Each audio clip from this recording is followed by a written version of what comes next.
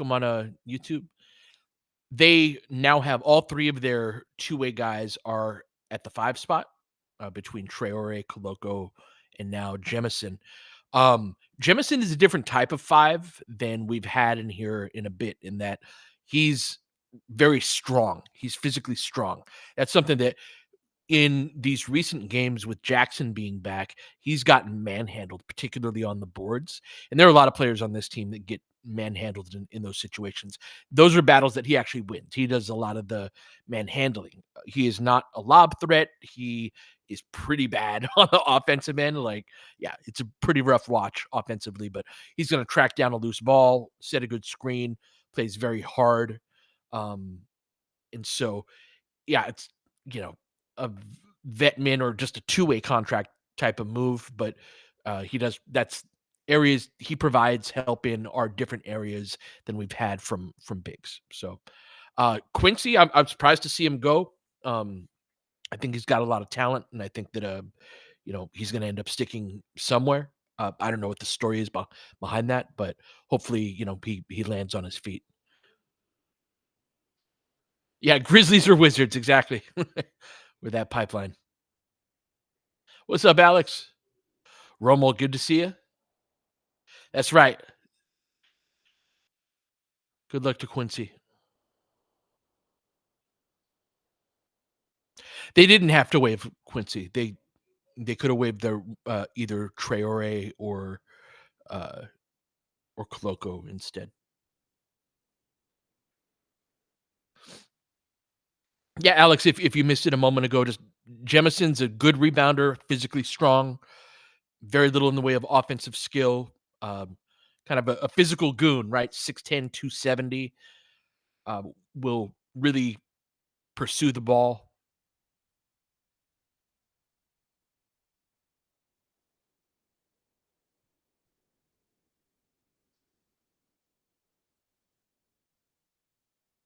Do they believe in Koloko?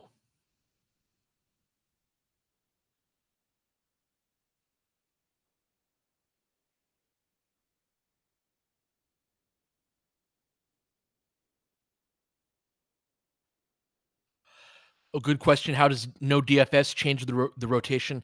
I've been wanting to see the rotation tightened up a bit. That becomes a lot harder without him in it. Um, Gosh, Koloko is out tonight. I'm guessing we don't see Jemison in this game. Really, that means to me Max, Rui, Dalton. I think Dalton's been playing better lately. Since the Detroit game, he's kind of gotten back on track a little more. He's gonna make some rookie mistakes, but he's not in that just brutal stretch that he was in December. Um, Tonight, let's see, they're gonna probably blitz our pick and roll a decent amount.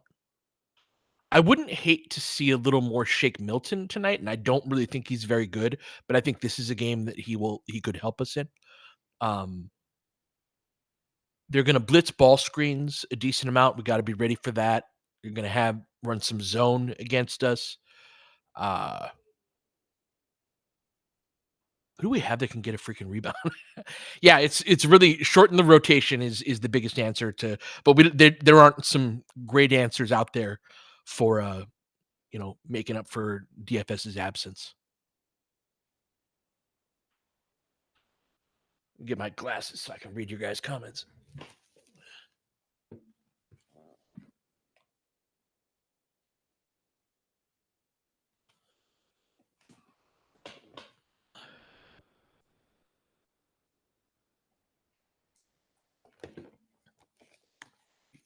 Tyler, great question.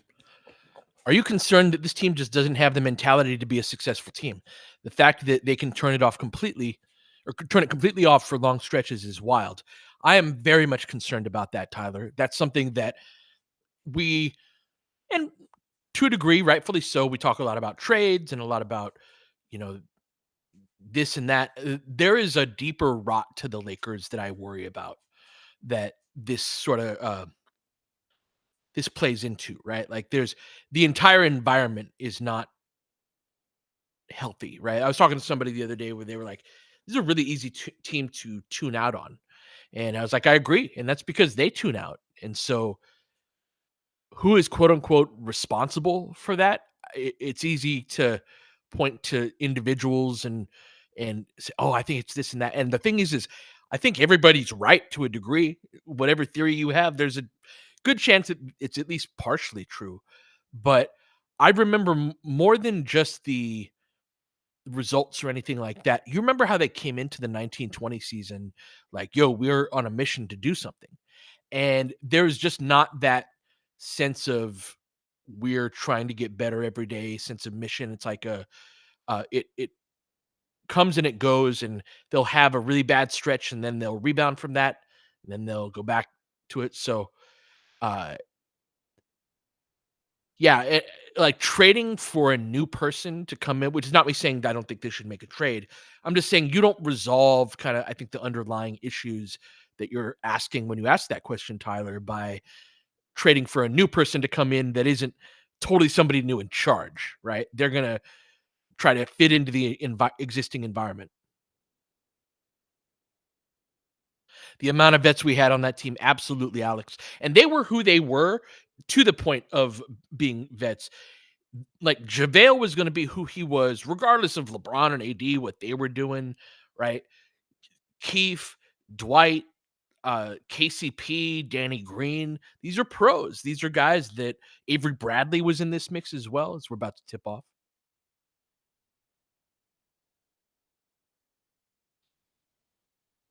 All right. Miami wins the tip. Max guarding on the ball on a hero. Good to see him on a taller ball handler tonight. That'll be interesting. They switch the back cut. Lakers in rotation. Swing, swing, three ball. Freezes for a moment. Max gets the rebound. Flip it back to AD. Over to LeBron. Onto the elbow. Back to AD. Posting up on Jaquez. Big size mismatch. Too big. Lays it up and in with the left.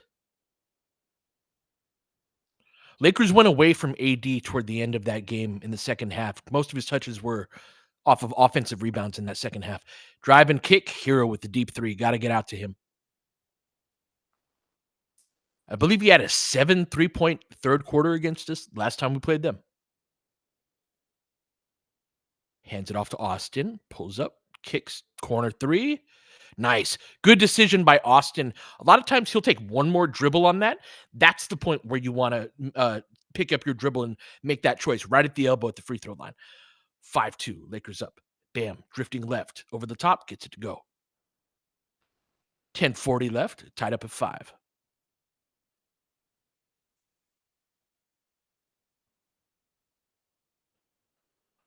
AD with it. Faced up on Bam. Hands it off to Austin.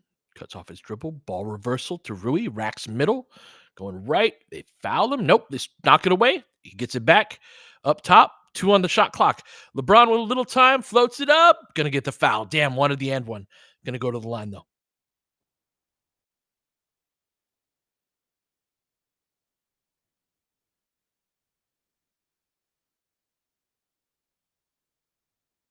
Yeah, once we got that offensive rebound, they were caught in rotation from there on out.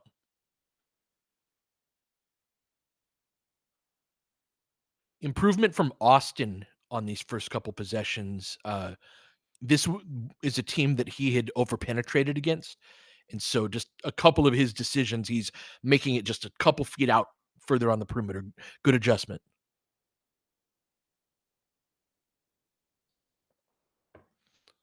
Braun splits the free throws. Lakers up 6-5.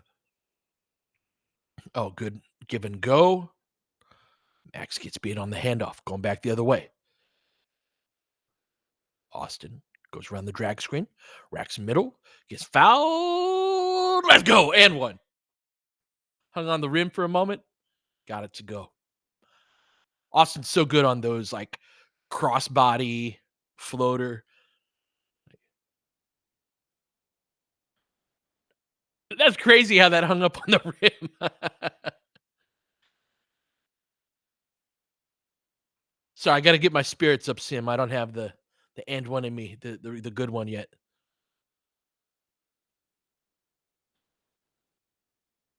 Exactly, Godlock. The typical atypical shots. It has on the back of the rim, Lake Show, but never on the front. Not that I've seen.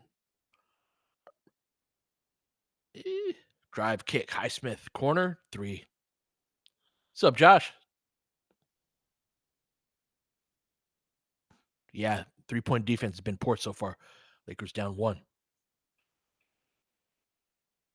LeBron in the post.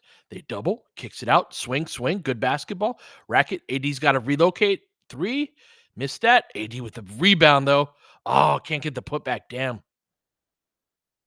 Yep, good driving kicks. Hero racks it. Oh, that's a goaltend.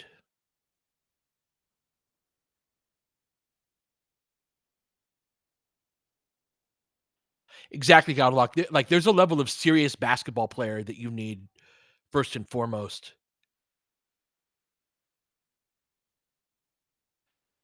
In a horn set, LeBron looking for a seal. He gets it on Jaquez, beats the low man, lays it up and in. Great seal, nice post entry. Lakers down 1. Can't get a stop, though. Hero, loses Max with a move, dumps it back off. Too hot to handle. And behind Bam, out of bounds, Laker ball.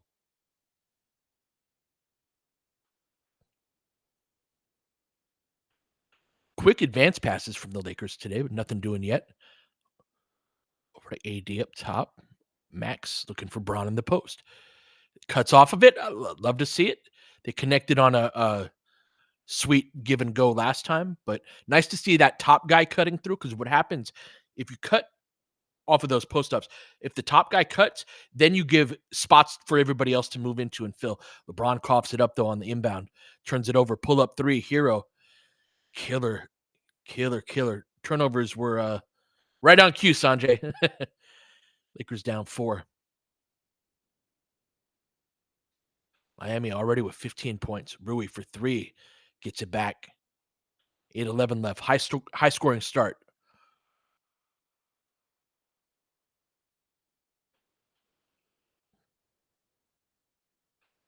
Jaquez with it. Hands off. Trailed by it. Max. Hero having his way with Max so far.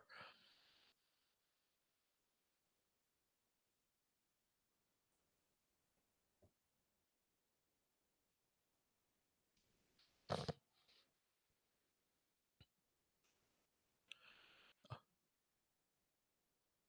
think Austin caught the foul there.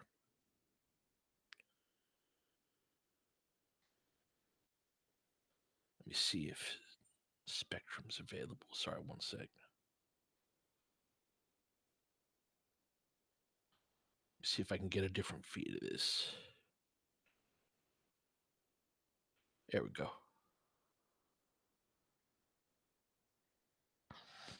All right. Going back the other way. Good call, Diego. Over on on the Spectrum feed. 7:45 left. 44, 43. Max racket. Over the top. Nice. Physical play. Bumped off the defender. Got it to go. Lakers down 1. Offense is cooking. They can't get a stop. Bam dancing with it on AD. Cutter. LeBron. Good ball denial. Gets the steal. Advanced pass to Rui. Great pass for the dunk. Good job running the floor by Rui. Lakers go up 1. Austin with the pressure. Snakes it, steps back. Back out to Hero, into the post. Good low man rotation. Lakers double. Active hands. Got to rotate out of that. 3. Damn.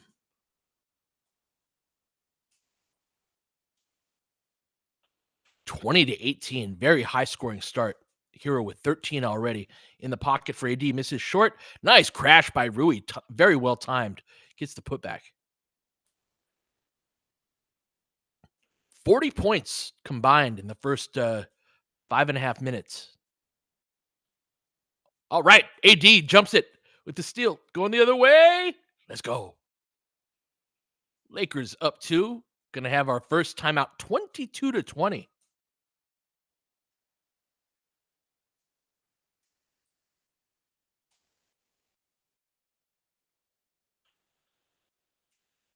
Really smart pass by LeBron on that transition play right there, where almost like the basketball equivalent of a back shoulder throw, where most of the time when you're on a fast break like that and you have the ball in the middle and you got a guy on the wing, you want to throw it ahead of him, uh, to lead him into that. But if LeBron threw it ahead of him, that would have gotten picked off. So found the passing angle. Rui slowed down a little bit, caught it, had the lane.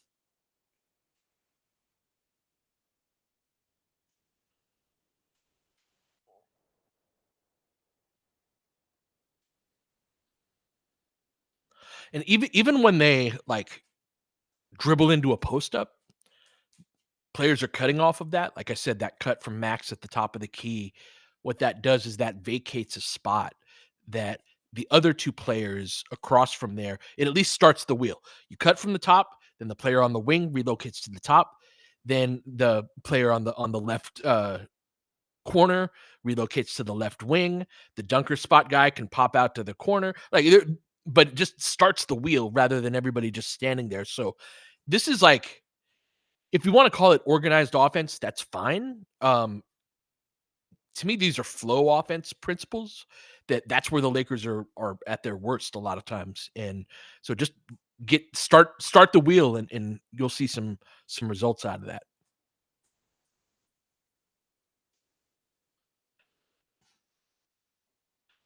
Sanjay, I did. Went to many games at the Forum. Well, not many. I was still pretty young. I only got to go to a couple a year. But one thing that we did do every year was go to the Magic Johnson All Star Game in the summer, and that was super fun.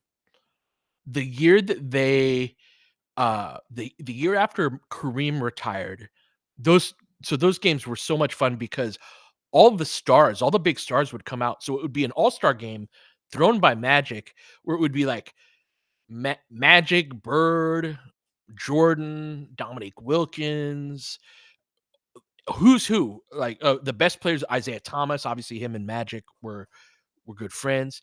And the year after Kareem retired, Magic said, "I'm just not going to invite any centers to the game this year now that Captain can't come." And the final score of that game was 206 to 202.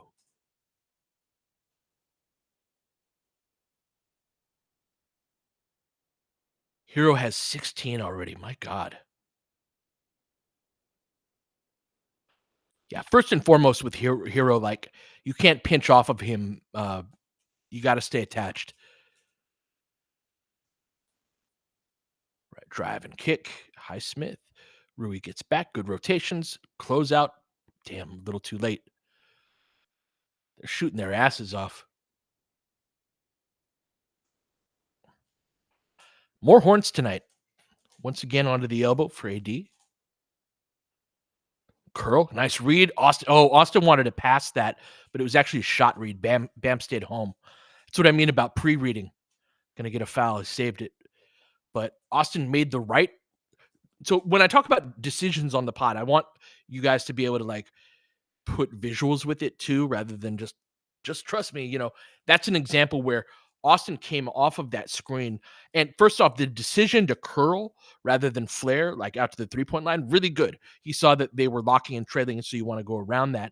But as he came off of that, he had already decided, I'm going to lob this up to AD. And you saw him midair when Bam stayed home on that. He's like, oh shit, I got to shoot this. And but you've actually got to come off of the screen and then read the defender and make that split second decision of, am I going to keep it or give it up? Austin had already made up his mind.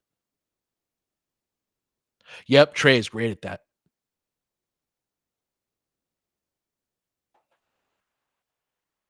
Hey, that's awesome, Josh. That's a good story. Horn said again, Lakers down 25-22. AD driving left. Oh, can't get it to go. Damn. Jaquez, shot fake. AD gets back into it. Bam gonna go up against Rui. Rips through, faces up, drops it off. Swing. Jaquez, three. They finally miss. Can't get a rebound, though. Lakers never put the other end of the bread on the sandwich. Highsmith drives at AD.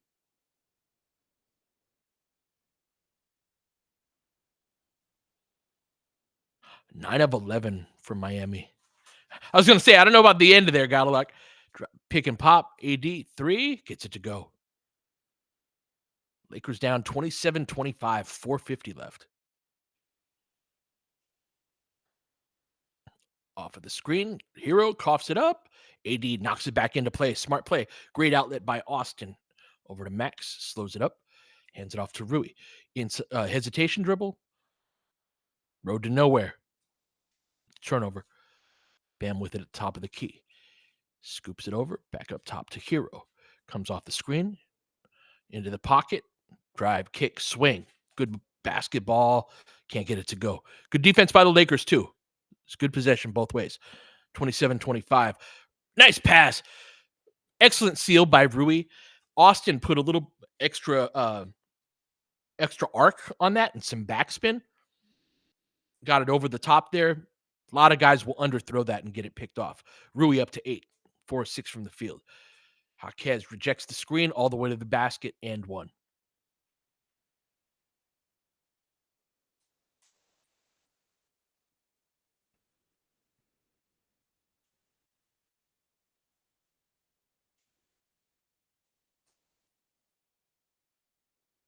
Lakers blue and ice coverage there.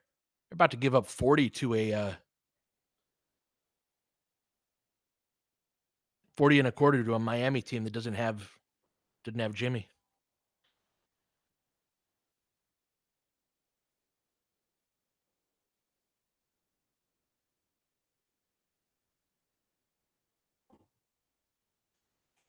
Got Gabe into the game. Lakers down 30-27. Going to keep that here. They do have active hands, yeah.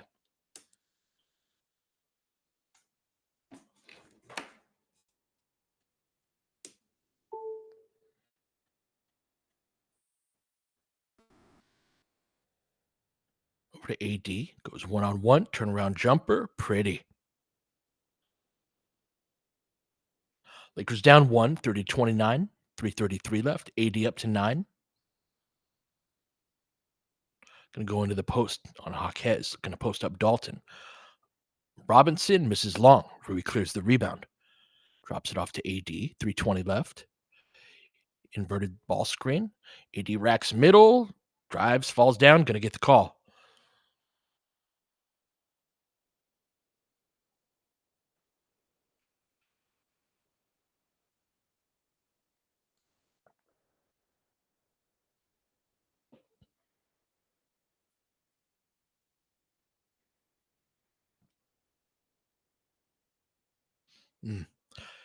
Yeah, Bam was turned sideways on that. So even though AD initiated the contact, that's one of those not in legal guarding position calls.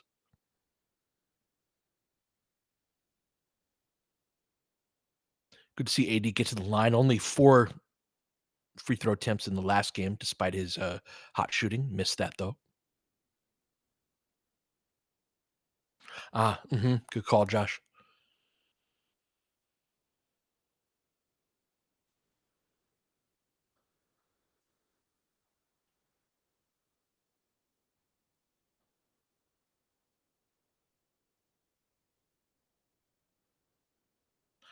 AD splits the free throws, ties it up at 30.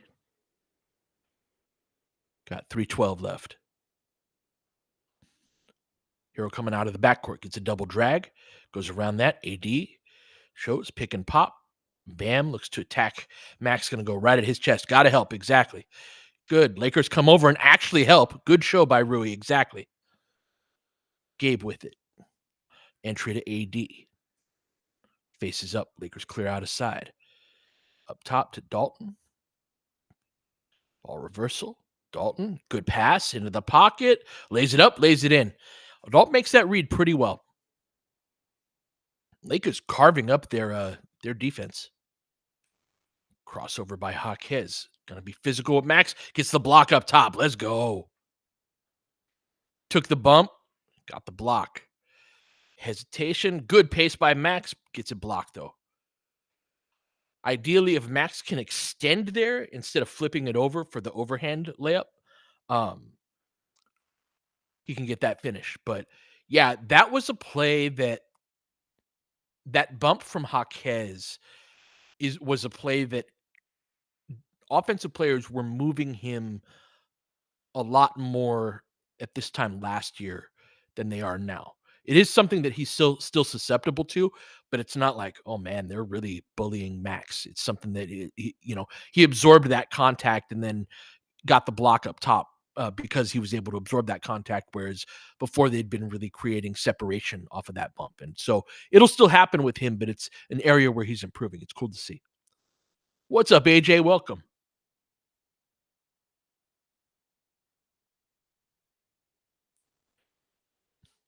Yeah, exactly, Gaudelak. Dealing with a stronger player doesn't you can guard even using strength. It's like a matter of positioning and knowing how to absorb contact. So you saw that Max was anchored down low, but he like was a little leaned back. AD does this too, where and that's a way of like absorbing the contact so that your feet are underneath you and anchored to the ground in a way that once you get that bump, it's not like, oh crap, I'm gonna get rocked off my feet and have to backpedal a little bit to regain my balance. And so by leaning back a little bit, yeah, he's like absorbing some of the power that's generated from that shoulder bump, and just cool to see.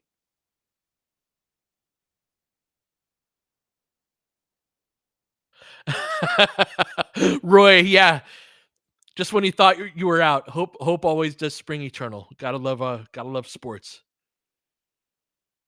Yes, there's an art to giving up ground. Well said.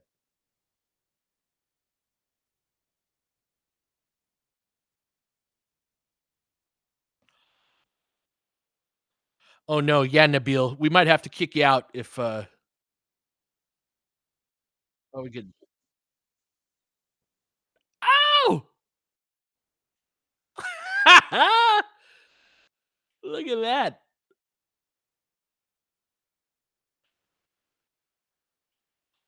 Oh, that's too bad that didn't count.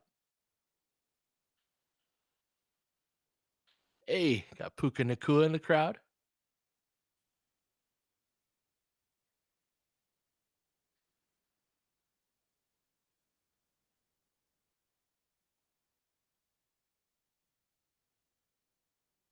Really good start from Rui. All right, yeah, Shake got some Shake minutes in the absence of Dorian Finney-Smith.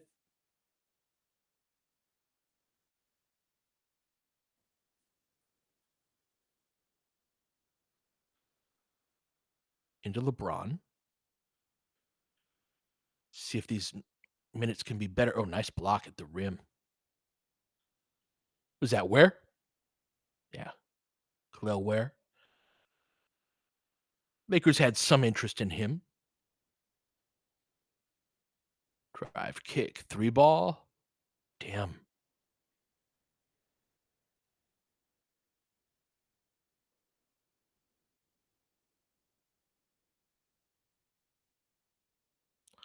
All right, Miami in a zone.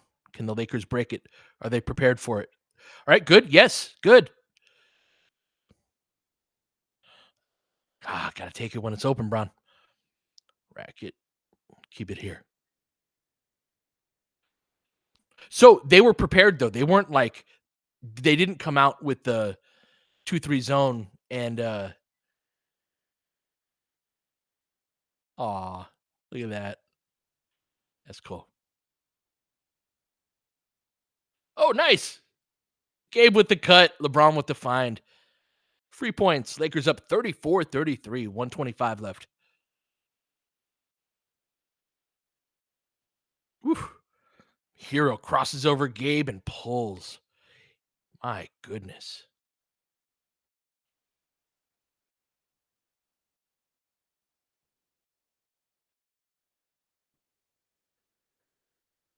Good offense. Pulled it. Oh, Braun with the brick. Long rebound to Jackson. Out to Gabe. 10 on the shot clock. Into Jackson. Oh, bad shot over the top. Going the other way. Drive kick. Duncan Robinson 3. Misses left. Got a 2-for-1 opportunity if they want it. LeBron dancing with it. Drive. Gabe saves it. Got deflected into the corner. Rui racks it. Bump. Floater over the top. Should have pulled that back. Bad shot. This lineup, LeBron lineup is rough. LeBron plays with our like worst 3 or 4 a, a lot. Swing, swing. Racks middle, lob over the top. Oh my goodness. Milton was there, but he didn't have much impact on that. 38-34, man. Drive kick. Milton was not ready for that at all.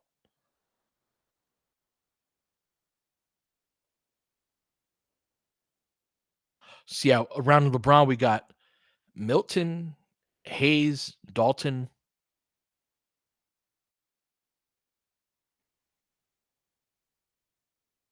It's a rough Gabe.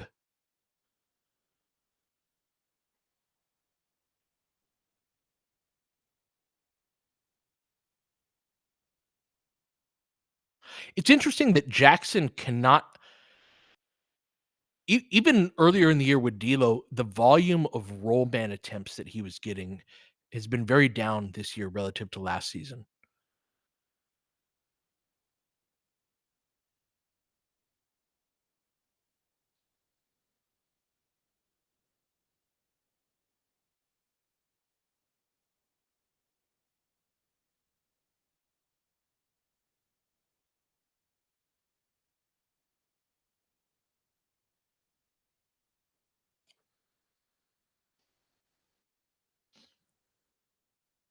Yeah, Nabil, that I wondered that with the Jemison signing is that if it were a precursor of some sort. I also think there's some degree of they're not happy with the Hayes minutes that they're getting, and I haven't gotten the sense that Redick is as into Koloko as I am, or as Laker fans tend to be in general. Yeah, I think it's a reaction to Jackson too.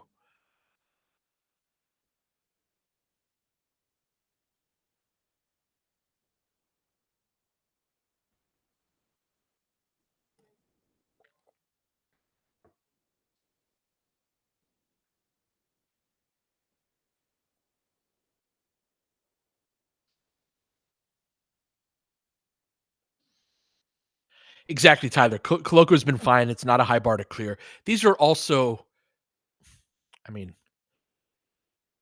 in the grand scheme of things, none of these level of players are going to have a lot to do with your success or failure over the course of the season.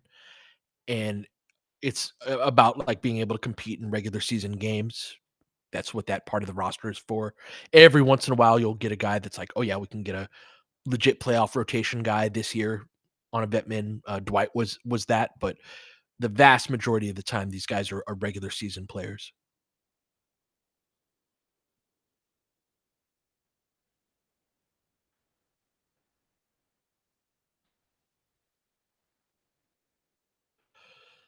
All right, back at it.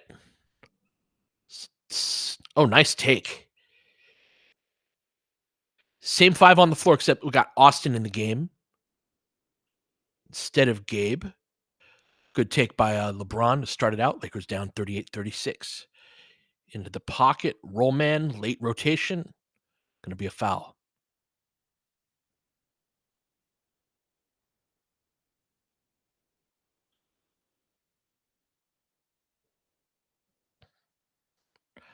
Yes, he was. Yes, he was, AJ. Yeah, Rathstein, like Miami's shot making so far has been nuts.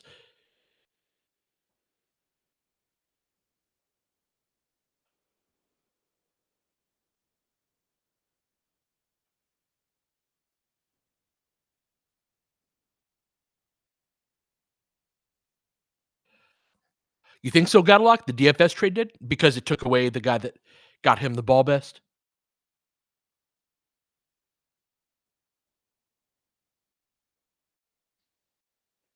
All right, Lakers down 40-36.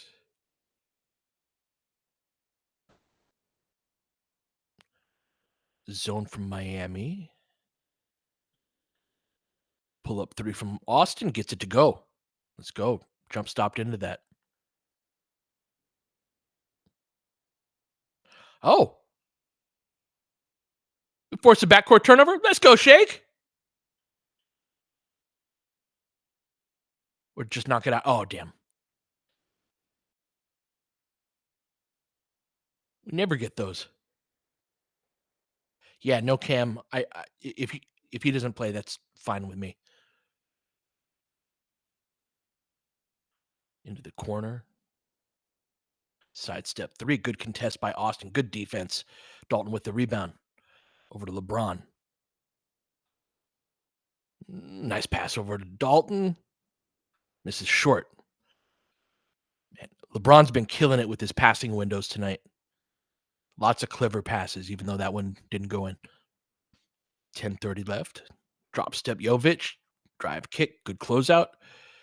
They switch that on Robinson. Get there, Austin. Closes out. Hayes. Good play by Austin. We have a bump. Damn.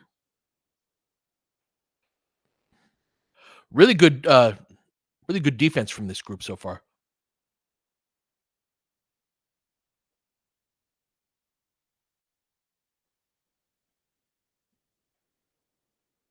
Oh no, is it on the shot? Oh, that's before the catch. Yeah, those mistakes are going to happen, Gadlock, and obviously you want to be able to clean those up. But oh man, that's tough after good defensive possession. Yeah, he got that deflection.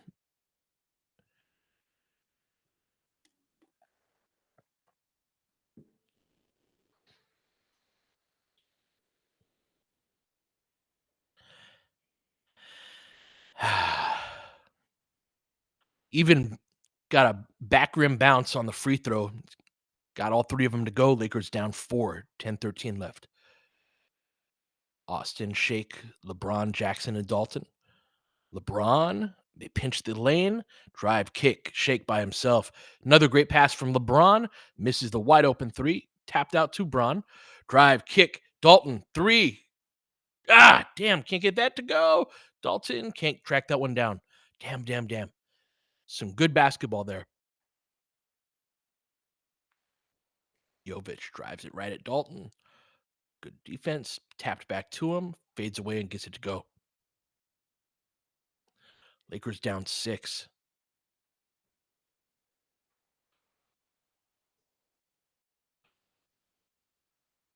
Miami in the zone. 2-3. LeBron patient on the ball screen. Turns around, fades away. Misses front rim.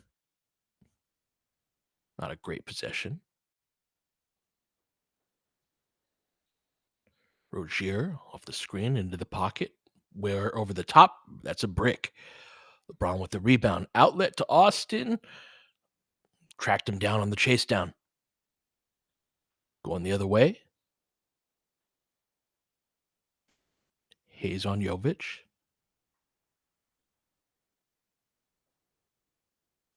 Out to Robinson. Jackson chases him off the line, slows it down, lays it up.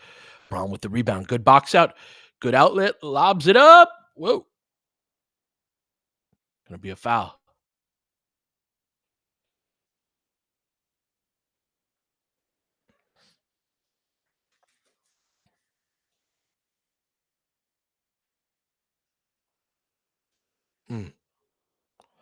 Braun came up a little lame. Oh, yeah, as he was gathering his feet. Oh, yeah, I got bumped with Rozier's knee. That's a low-key dirty play right there. All right, back in that zone. Lakers using ball screens middle, try to attack that. Not getting anywhere so far. Ball screens the other way will get you something. Austin gets it. Pulls up short, though. Lakers down 6. 8:20 left. Jovic around the ball screen. Oh, navigates that beautifully, lobs it up to where? Jackson caught in no man's land. 8-point deficit. Timeout.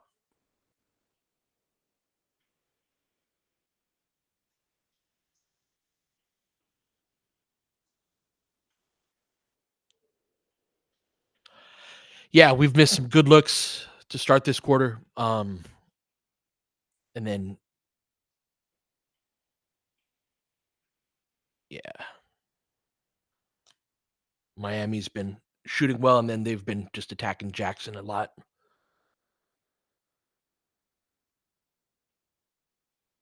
Yes, it was, Robbie.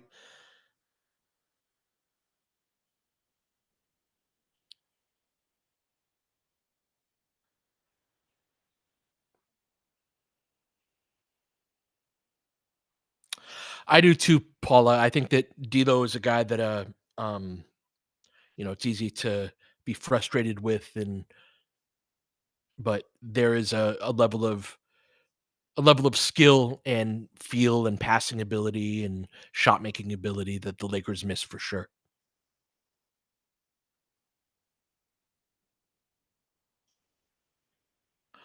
How good is Miami, man, in terms of their just execution?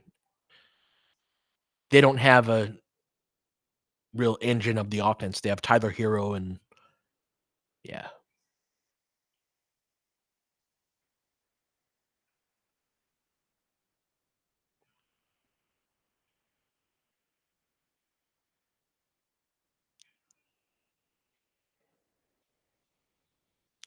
Yeah, Galvalock, they haven't invested their thought process about the 5 spot has been like, "We have AD, we're good. We've already got our best player here. Why would we invest more resources into that?"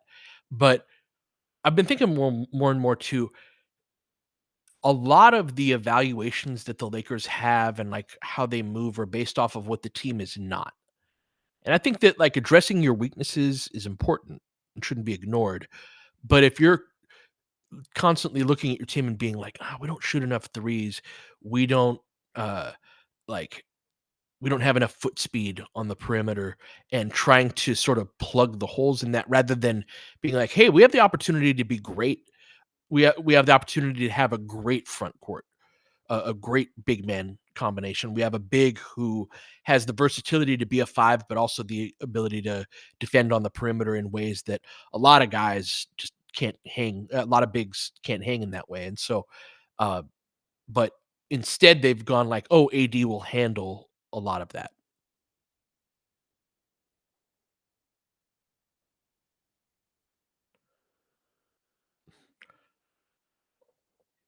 Baseline jumper from AD misses.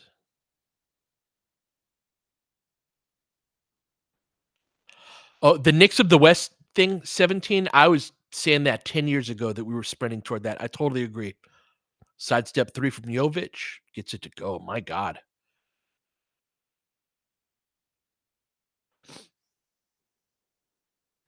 10-0 scoring run over on the baseline. Good cut, nice pass by LeBron. It's not so much the rope slipping I see. Like, Miami's playing great. I'm less frustrated with this game from a Laker perspective. We're a little flummoxed by their zone, which has been all year. God damn. And so that has been the big, difference, but we just can't keep up with their shot making. But see, like, those are nice combo passes that beat zones, just AD misses the shot at the end of that. Mm,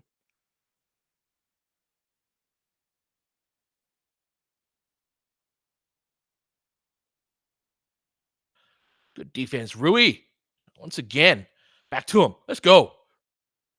Followed up.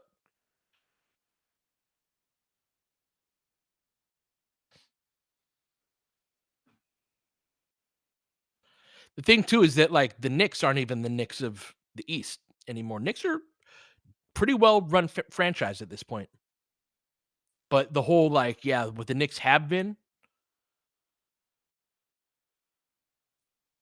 all the way down to the owner being the child of the person who really made it, and was successful.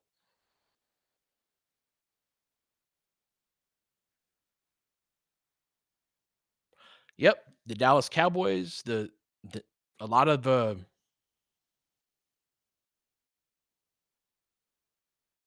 old brands. The world's changing on a number of levels.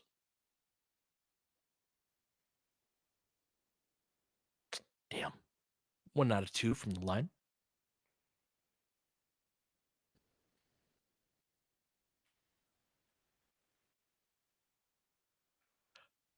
Lakers in his zone now? Damn.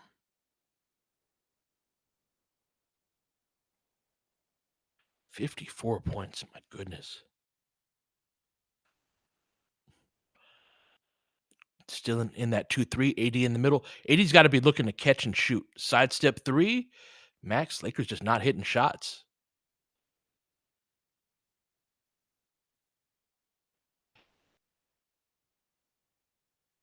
Nope. That sidestep jumper.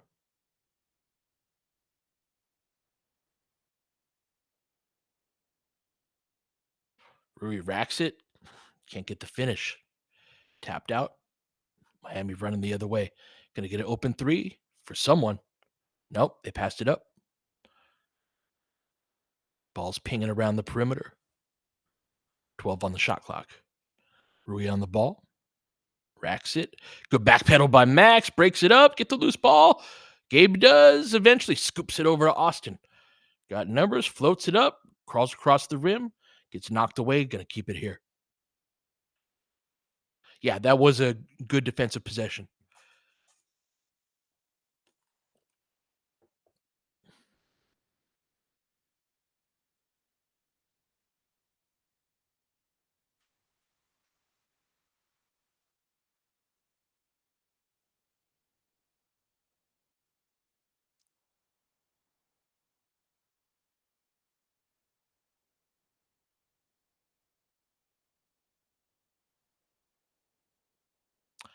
Agreed, Robbie, that Lakers have played like from a control what you can control standpoint hasn't been bad. Let's go. Gabe gets one from the corner. Again, that's not it's not so much the zone has flummoxed us and that and I've used that term and that's wrong in this instance. They're getting good shots. They're like running good zone offense, I think. Drive kick. Bam misses the pick and pop 3. Outlet. Whoa. Damn. It's a tough one thrown into double coverage. Should have still caught that.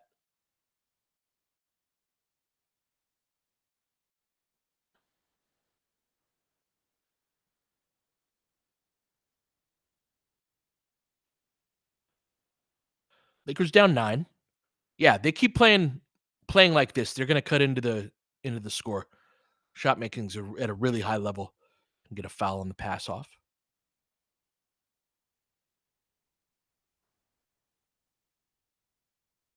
That's a good call out, Hefcheck. The rhythm of the threes against the zone are always going to be different than drive and kick. There's a way to get good rhythm threes against the zone. It's just like you have to do it a little bit differently.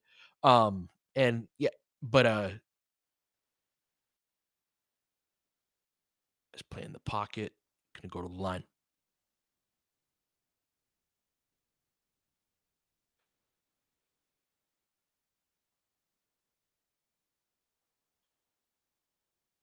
Yep. That's a good call out, Dr. Ocular. And yeah, Jimmy missed the game. That was the game where Darvin had the infamous, like,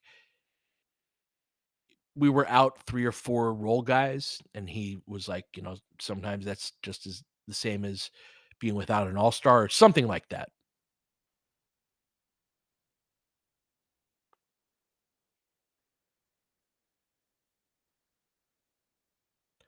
Bam splits the free throws.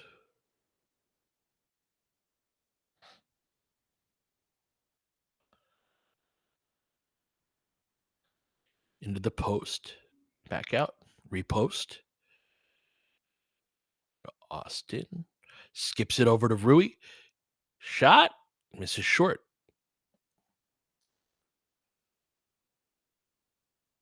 Out of bounds. All right. AD forces the backcourt turnover. Holding his hip a little bit.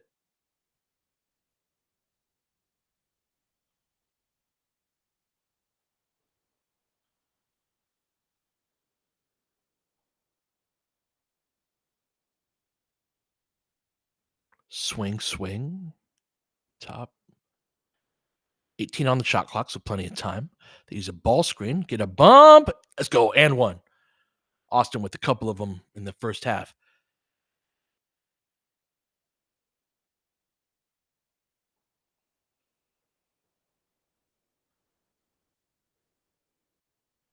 Yeah, good stuff, Austin.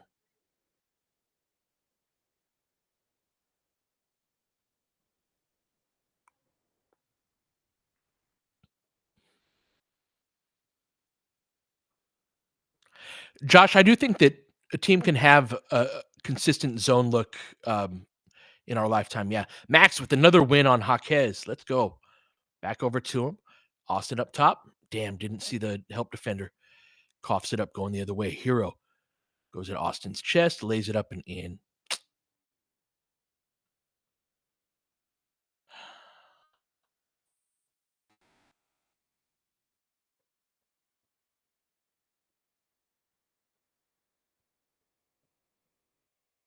Yeah, that was a soft call for sure.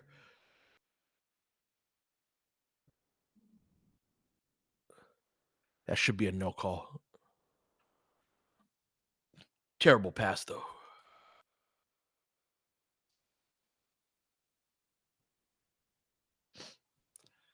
Lakers back down 10.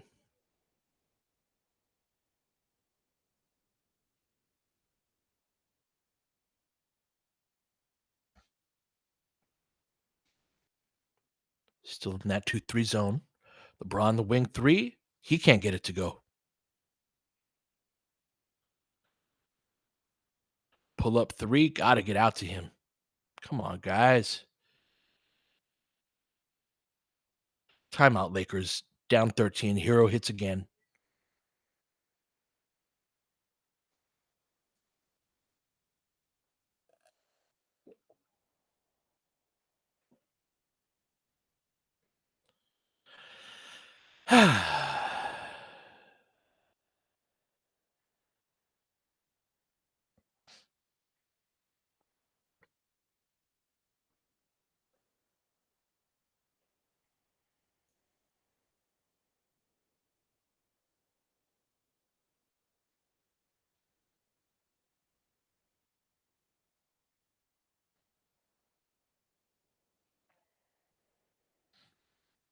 Yeah, those are frustrating gotta lock when it's like you're letting the player get the exact type of shots that they really want to get.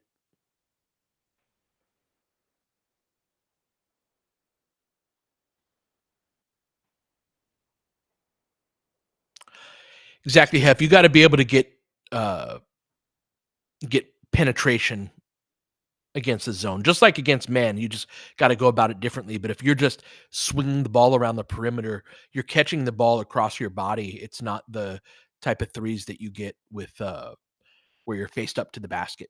You know, um, so you're absolutely right that it's a different rhythm, like that LeBron three, for example. But that's what's going to happen if you don't get a paint touch out of that.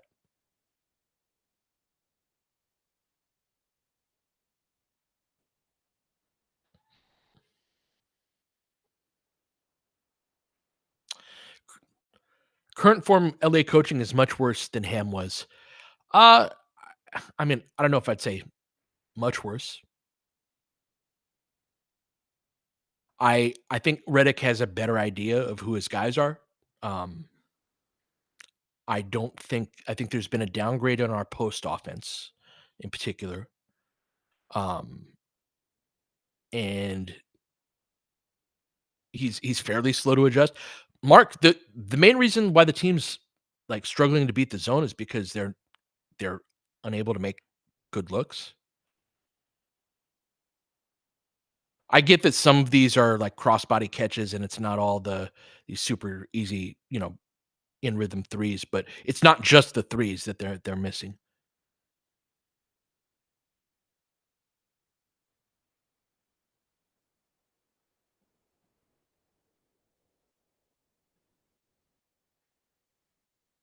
It's been interesting. There have been 3 unusually long breaks over the last 6 weeks that you don't get that before the All-Star break that often. Let's talk more about that next commercial break. So, yeah, Lakers been cold. going up against this Miami zone. So they're going to stay in it. LeBron in the post, relocate, wheel up top, can't can't hit the three. So that's a post up, a double team, swing, swing.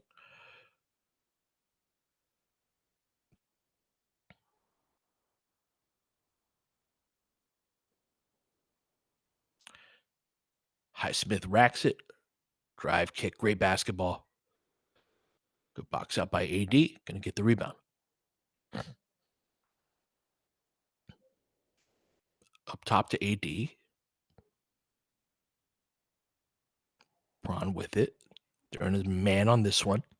So LeBron racks it, gets the layup. Went to work on Jovic there. Lakers down 11, 2:33 left.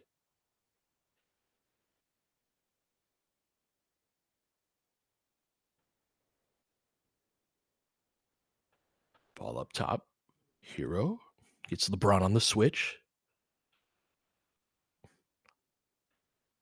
Jovic, or I'm sorry, Jaquez, step back jumper. That's tough, man.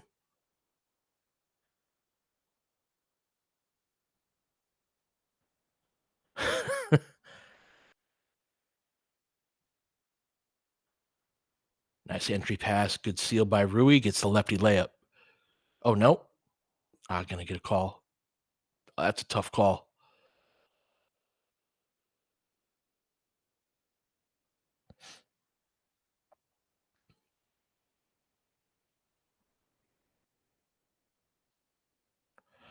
$64-50. Jovic picks up his dribble. Lakers blitzing the ball now. LeBron almost got the steal on the rotation. Get it. Deflection. Knock it away. Keep it here. 1.8 on the shot clock. Good defensive possession so far.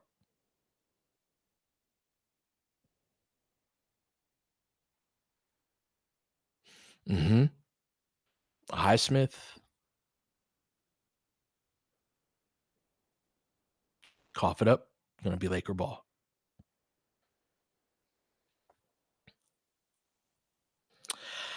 Hey, Z Wayne. I'm sorry, man. Hang in there. Get some good sleep. Catch you on the next one. I agree, our Laker. I'm saying that he's a good player with motor. But Lakers are not organized like that. Like, look at that pass, like in that cut. We get a basket out of it, but it's like just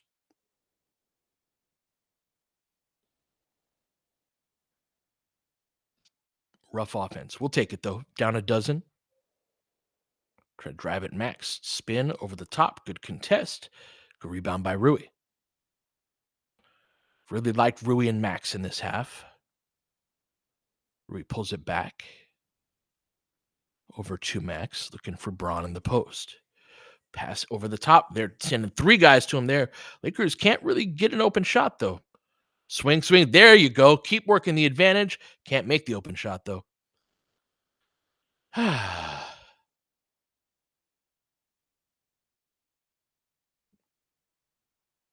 Jaquez been kicking our butts, too.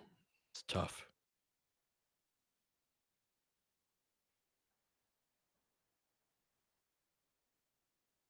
I'm seeing more variation defensively. It's certainly not a we're just going to switch everything. Um, I am seeing Miami's just like a lot faster. And this is a great example. Miami doesn't have a lot of athletes, right? And I feel like whenever I want to talk about like the Lakers don't play fast enough, it's like, whoa, what do you expect? You've got like an old LeBron there.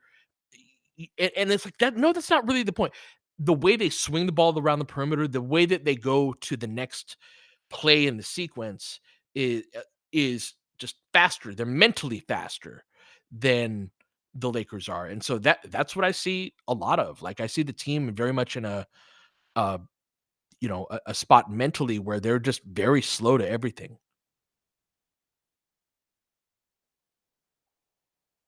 Exactly, Regina. So it's not like oh, just younger athletes are outclassing the Lakers.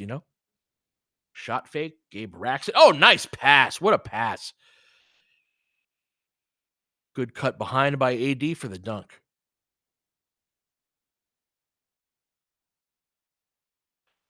66-54 Hero. Yep, they're blitzing into the pocket to bam. Lakers get the stop, gonna go to halftime. So Lakers adjust, blitz Hero a little bit to try to put out that fire. Go down 12 going into halftime, 66-54.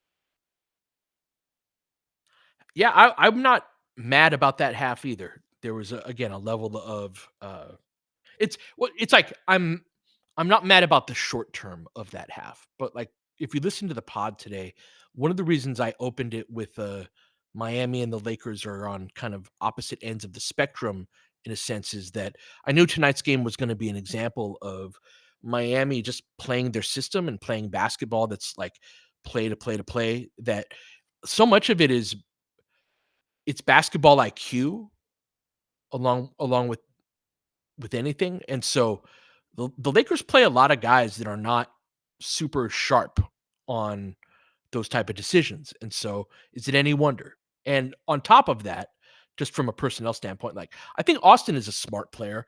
I also think that he is a fairly inexperienced player in his current role. And so a lot of his passes, like there was a play that was a 5-point switch where he threw the ball into traffic trying to thread the needle. It's like that's not really the read there. There was another play where he was more in a shooting guard role and came off a curl and you know pre-read it, wanted to lob it up to AD, but then it was like ah crap, and he kept it himself and he missed the shot. So it goes down as a shot attempt. But again, it's a decision that if you've got several players who are kind of on the lower basketball IQ end of things, and you've got a few players that have decent IQ, but they're in a newish role. Even AD with the trade of D'Lo has more on-ball responsibility than he's had before, right? Going from a D'Lo to a DFS, that he absorbs some of that, and that's not what he's best at, like playmaking on the ball. As a scorer, it's great, but in terms of getting the overall offense to thrive, you can't really yeah, it's not what he does best. And so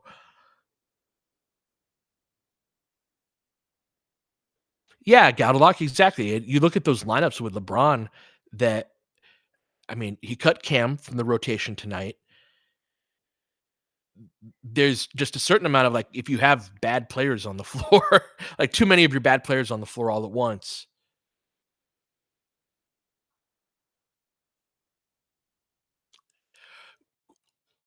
Quan, when you ask how do I feel about our defensive rotation, do you mean that in terms of player personnel or how the team like rotates around the perimeter on a possession to possession, like mid play type of thing?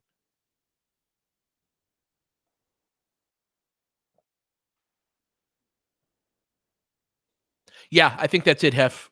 I think those are the high IQ guys. Let's see who else would it be?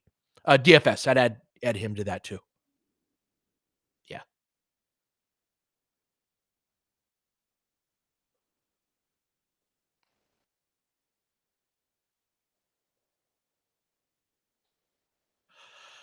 Oh, Laker asking if we should have tried to trade Rui over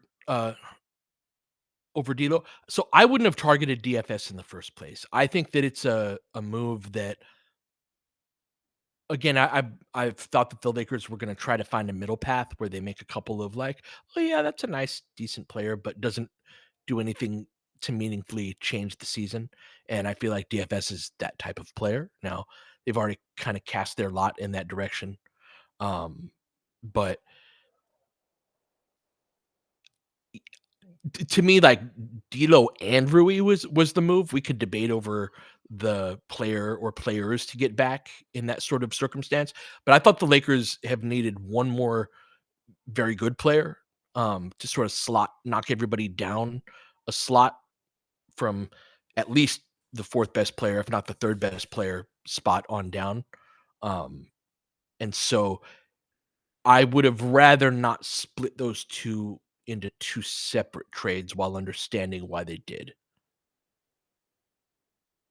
Or Laker, yeah, so D'Lo and Rui for Ingram, and that's not to say that, oh yeah, if we traded for Brandon Ingram, everything would be great. That like, no, of course you have fewer rotation guys. He's got injury issues that can go awry. There's the contract.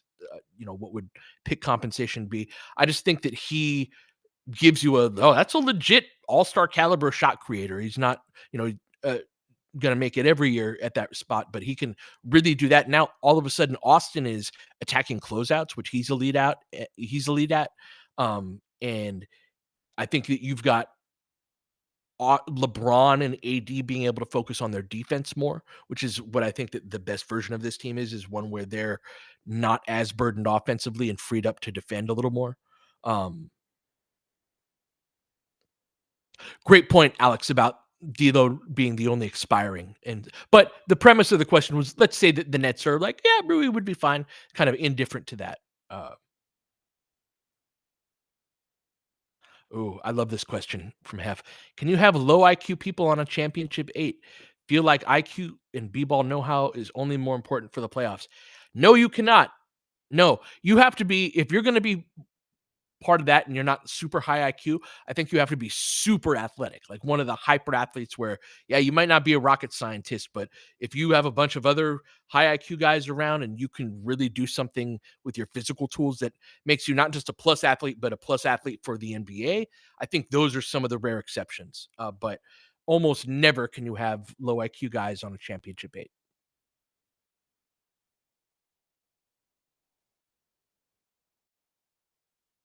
By the way, you guys had asked me after the last game about getting to, how would you get to Ingram's number? And I was like, oh, that's right. You can't do Rui and Gabe. I was thinking Rui and Gabe for Murray. DeJounte Murray's the best player that's available that I think the Lakers could potentially get to. I think they'd have to trade both of the picks, and I don't think that they would. But yeah, that's the type of like a DFS and Murray means you're actually trying to do something. Um,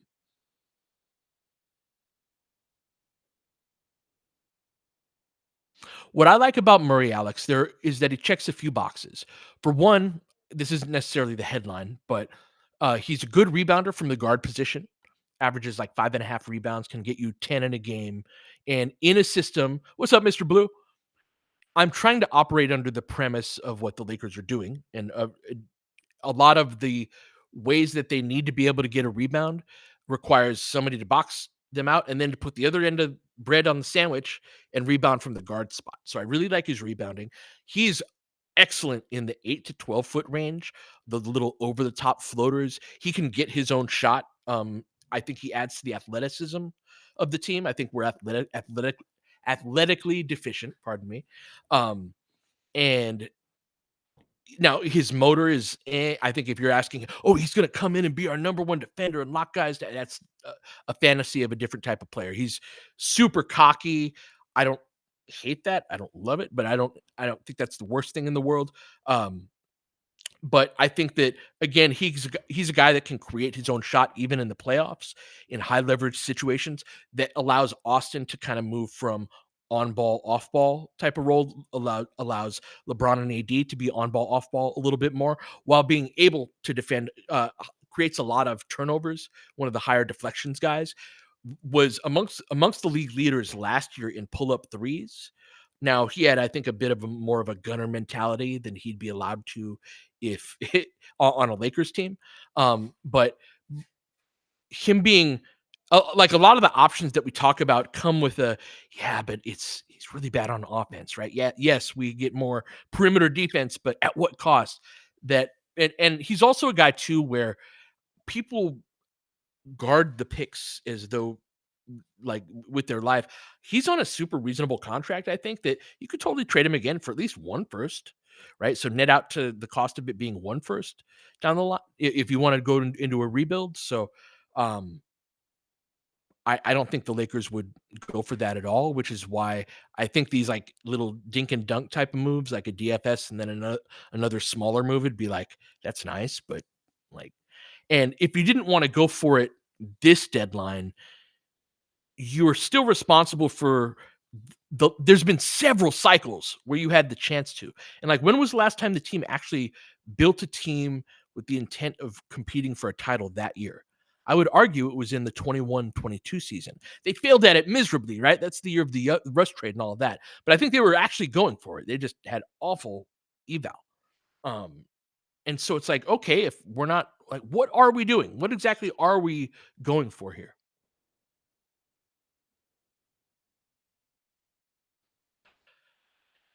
Nick Richards to Phoenix is a solid move. I like him fine. I think it's probably a precursor for a Nurkic trade. He's been a name that we haven't talked about in trade discussions. By the way, I think that if I were to, and we'll do a trade pod on this, but if I were to like pick a likeliest trade, I wonder if the Lakers would be interested in like a Bruce Brown and Boucher trade. Boucher's been balling, and he's a guy that I know that the Lakers have liked in the past. There's sort of a rule around the NBA that I understand that you don't trade a first round pick for a role player unless they're sort of the piece that puts you over the top. And so I would, for whether it's Brown or Brogdon or some of these other names, there are several players where it's like, I like him, but I don't think you're an asshole if you don't want to trade a first round pick for them. You know what I mean? And Bruce Brown's one of those guys too, where it's like, I think Brown would be helpful, but it's like, oh man, you didn't pay a first for Bruce Brown. How dare you? What's wrong? No, it's not that. And so I see Boucher as sort of being a way to get to a first round pick for Toronto, where it's like, do you do it for two guys that allow you to play a too big look? He can rebound a bit, he can space the floor. Again, under trying to operate and build a roster under Reddick's viewpoint of how to play bigs together. I don't think he thinks they can play AD and a non-shooting big together. I disagree with that. I think it's wrong. It's not the point. And so Boucher fits within, like, to me, he's a souped up Christian Wood. Yes, he does, Rommel.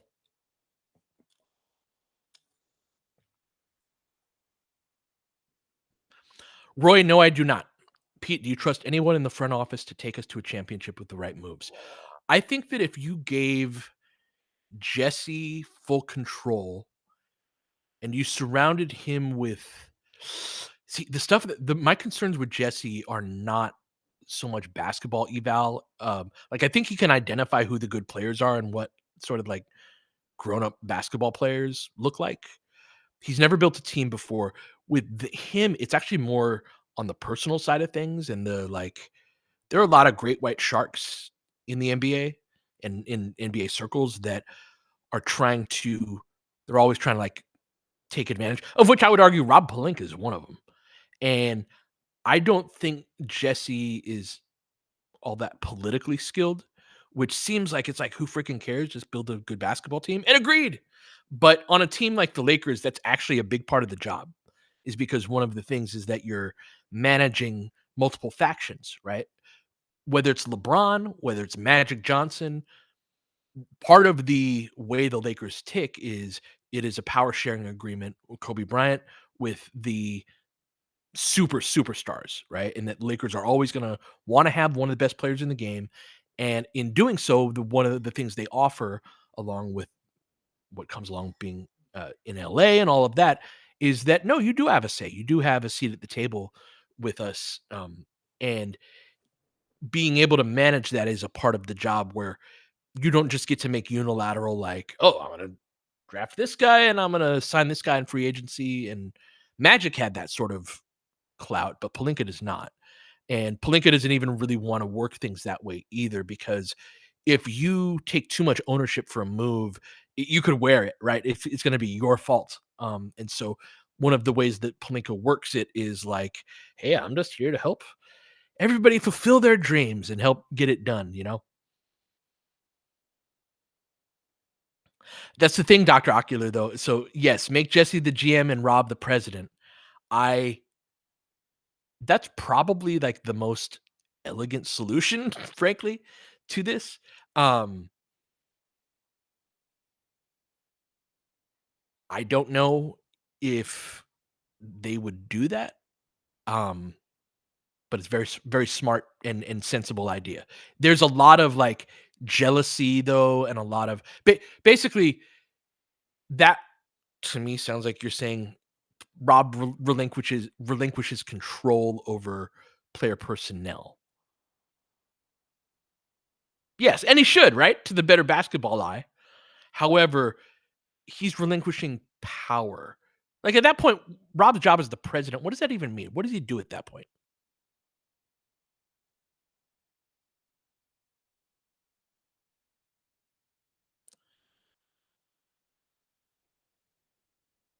Palinka corrals the factions? Shit. I get like I get what you're saying. He's the opposite. He inflames tensions amongst the factions. We're back at it into tonight's game as we put the Lakers succession stuff. They come out in a zone. Ouch. Are the Lakers ready to beat it? Like Rui gets caught behind the basket. AD tips it out. Gonna go the other way.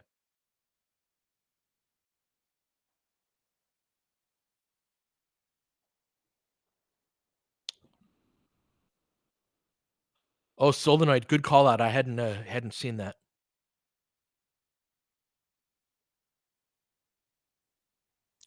William, let's talk about that next commercial. Please remind me. Bring it up again, okay?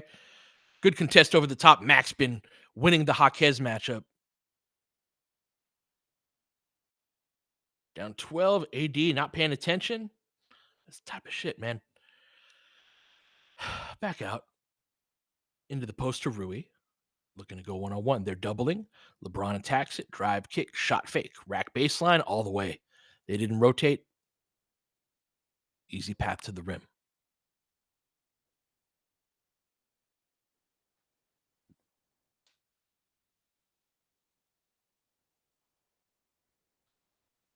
Rozier with it.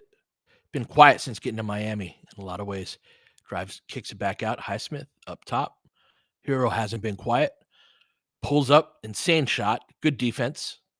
All right. Laker ball.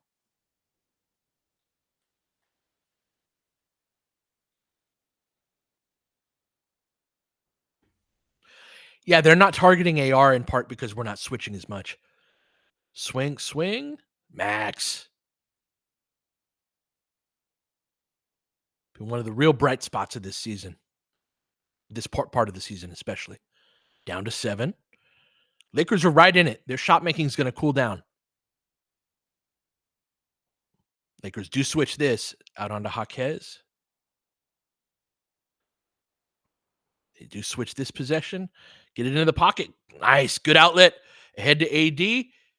Gonna lay it up and lay it in. Cuts the lead down to 5.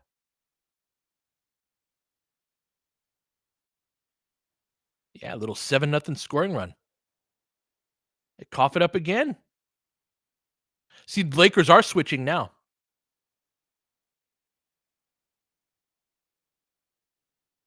That's why, like, I agree with the stuff about the switching, but I think making it like a main villain is like we're gonna miss part of the story.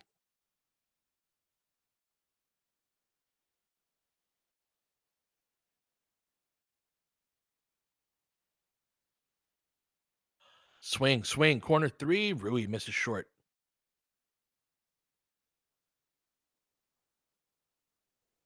Hero over to the corner. Rozier. LeBron chases him off. Pick and pop. Jaquez. Damn.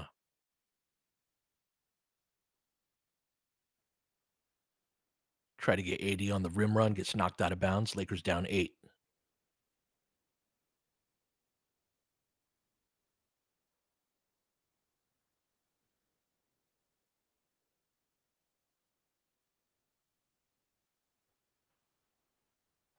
Good pass along the baseline. Gets penetration. Out to Max. LeBron. A little late. Had an opportunity there, but got tipped away. Swing to the corner. Rozier for 3. Misses that. We're wrestling with it. Gonna keep it here. Damn. We lose way too many of those.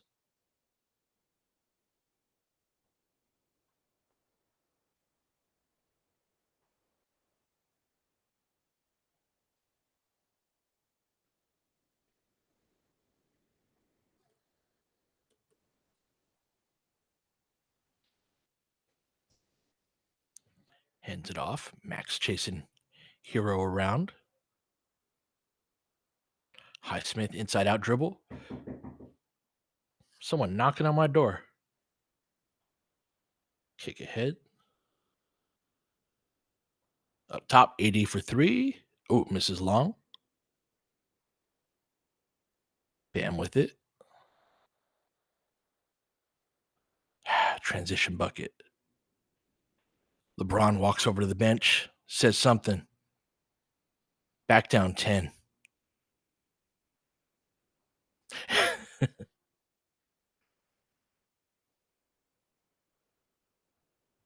AD misses the floater, missed a couple bunnies like that tonight. Again, misses short. Damn.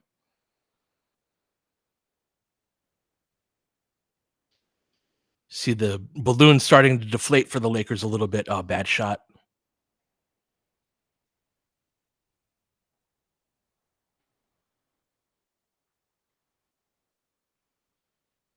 The pocket kicks it back out. Austin gets it to go.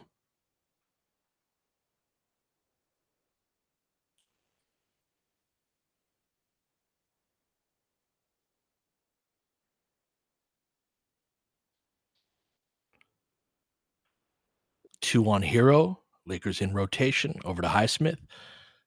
AD chases off. Shot fake. LeBron. All right. Throwing a little more attention to Hero has helped cool him down.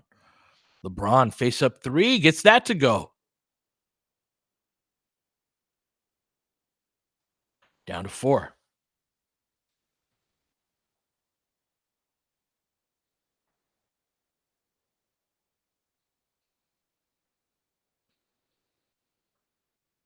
Good rotation by Austin. Gonna be a foul, though.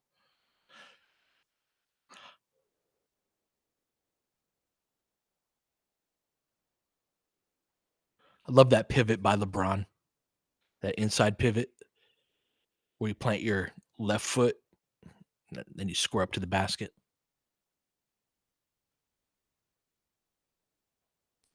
Yeah, I said that was before the shot. Or said he passed off or something. Lakers switch that off ball screen. Rozier comes off of it. Good show by LeBron. Breaks it up. AD gets on the ground. Tips it over to Austin. Miami gets back. Cross court. Shot fake by Rui. Racks it. Oh, had the shot over to LeBron. Gets it to go. Let's go. Miami timeout. Lakers within 1.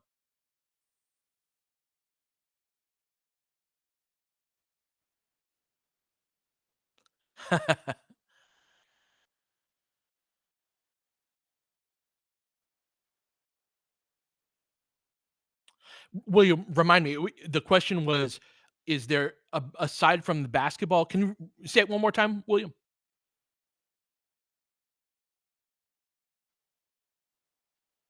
Yeah, he did. I'd much rather that open layup, but good to see LeBron hit that shot. Any issues other than basketball knowledge? Um, it is so. I think being an effective political operative is an important part of the Lakers GM job, in part because of how they're structured. Like I was saying, with respect to, you're always sort of going to have a partnership with a player or their agency, something like that, while having an owner's, like one of the owners as the team is that runs your G League and runs your scouting. There's a lot of egos to manage and a lot of like people that are either permanent or have a lot of power that precludes someone, unless they have a ton of juice, from having unilateral type of power. And so Rob being a political operative is important. But my complaint, to answer your question, is that a lot of the political capital that he expends goes into making people above him happy.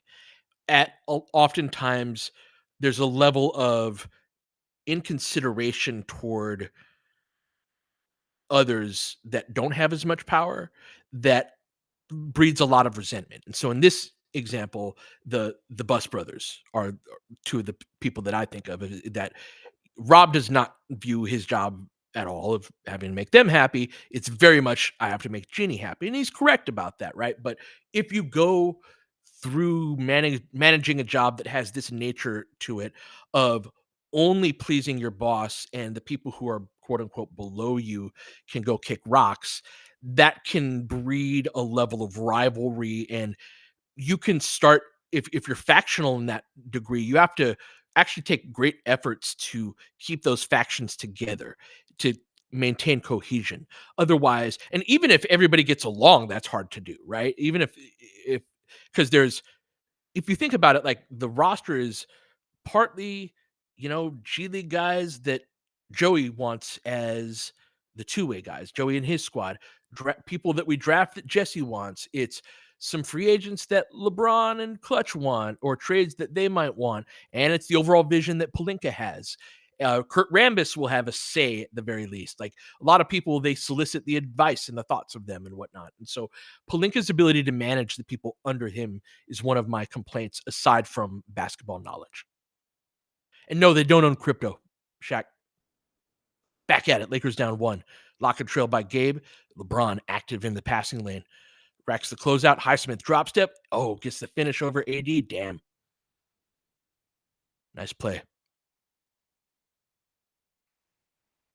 Gabe on the wing. Good ball movement against the zone. Get into the middle. Just get into the window. Max, no dip 3. Can get his legs into that.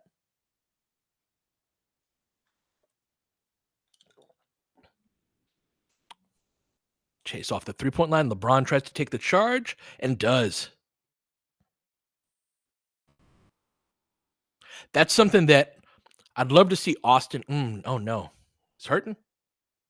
I'd love to see Austin take more of those because he's been the low man on a few of these. That's one of the ways the teams can target Austin. And ideally, you see how high LeBron met Bam on that? You want to get above the circle, that restricted area right there, and beat them to the spot. You have to be able to see it ahead of time, which is why LeBron led us in charges taken last year, is because he can anticipate when he wants to. He just doesn't love doing it because you end up with your elbow hurt like that.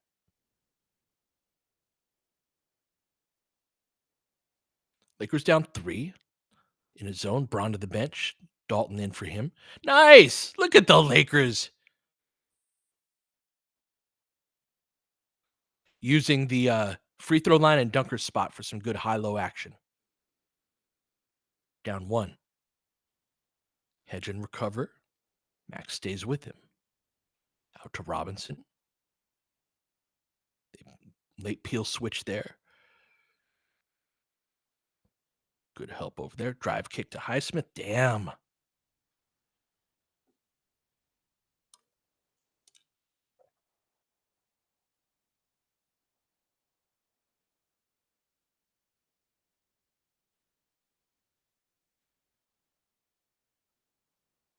Miami in more of a 1-3-1 type of look. Gets into the seam. Come on. Get to the line at least.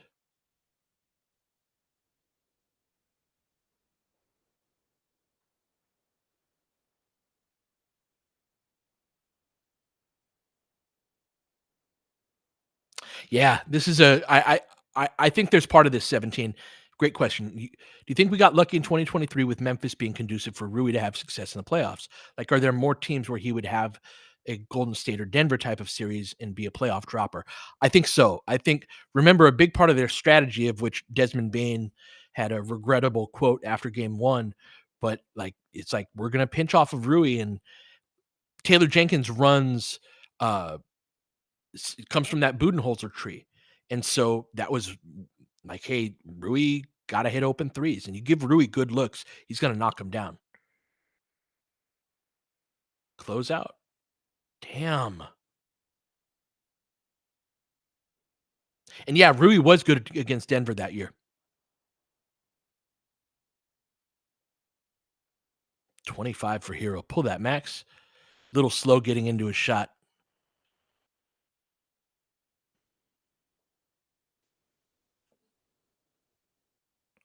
Yeah, another 3 where they didn't touch the paint at all. Lakers down 6, 4:12 left. Posting up Gabe. Knocks it out. Gonna keep it here.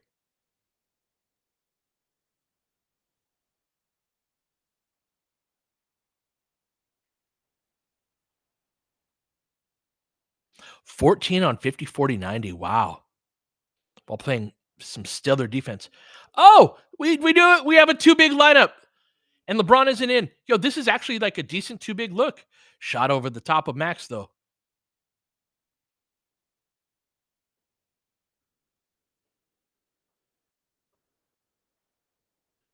Dalton, wing three. He misses short. Rebound long. Lakers down 8. Up ahead. AD gets cooked. Come on.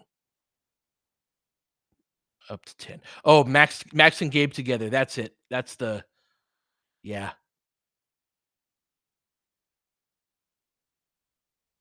There you go. Get that touch. There you go. Got the touch to AD at the free throw line. Help create that. Lakers down 8.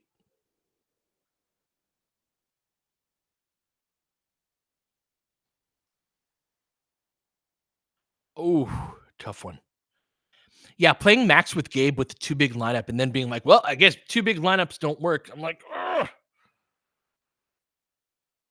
Yeah, see, they do this too with where it's like also LeBron at the three. You don't have to play if you're worried about foot speed issues with it doesn't have to be everything doesn't have to be so extreme, you know? That's not a kick ball. That's not a kick ball. That's bull crap. Hero with it, guarded by Gabe. Jackson hedges high on the perimeter. Let's go.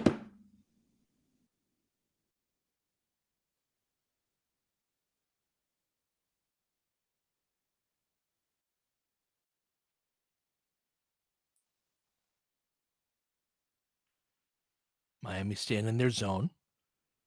Lakers being patient. Only have so much time. Gets the ball screen on LeBron, lobs it up. Clank. Gonna keep that here.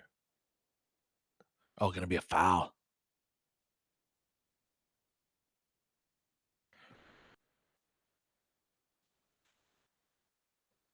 It's crazy too, because like, and that wasn't on Jackson, but he'd been such a great lob threat for us last year, and there've been so few of them this year.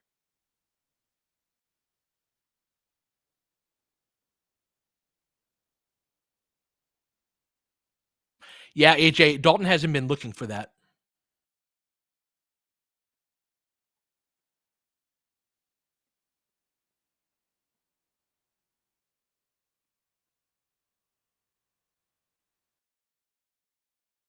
Yeah, Rathstein, Gabe is a rough watch in creating offense.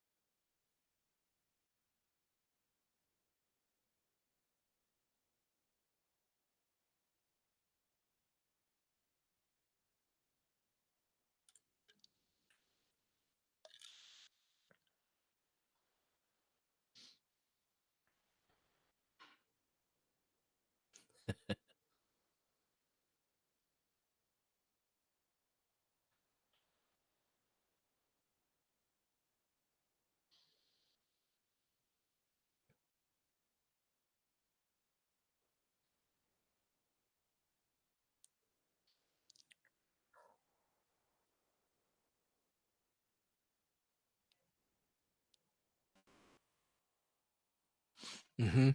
Yeah, the vision for Gabe Hef was, like, they felt Dennis had a ceiling. I agree with this. I don't think that Gabe necessarily has a higher ceiling.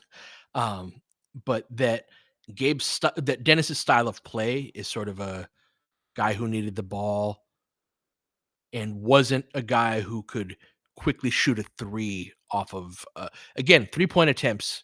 Getting 3-point attempts up have been a big priority of the Lakers front office the last couple of years, and so that's part of the appeal of Gabe is that Gabe can actually take a quick three coming from this Miami style, right? Where a lot of it's like swing, swing. You've created a marginal advantage. You've got to shoot this three off of a sidestep. And yeah, they helped off of Dennis Hard in the Denver series exactly. In while having the height and length to recover because he had that slow load jumper. Like if you left Dennis open, he could shoot pretty well. But at his height, if you're Michael Porter Jr. and you're really busting your ass to close out to the 3-point line, you can help way into the paint and still get out to Dennis to bother his shot. Gabe already did better in an offense like Miami, and yeah, Golden State would be another example. That's right. Good defense, Boba. Playing good defense on the court in the house. It'll be a turnover.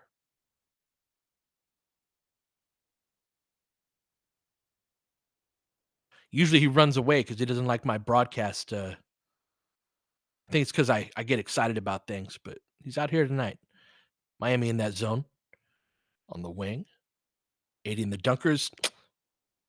Right idea, bad pass. Hits the fadeaway though. They could also like mix in a freaking ball fake. If you ball fake that lob attempt and then like rack it, good hedge and recover. One thing I will say is like the level of spirit in LeBron and AD playing with a second big, like they seem excited about it. Just the verve in their step. Dumps it off. Let's go. Look, so the Lakers are overwhelming with size. They're breaking down this 2-3 zone with like its extra force on the rim.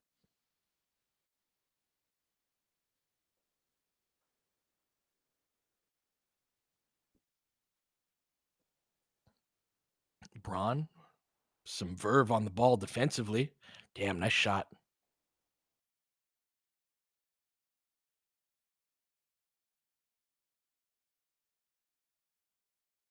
Almost cough it up on that inbound.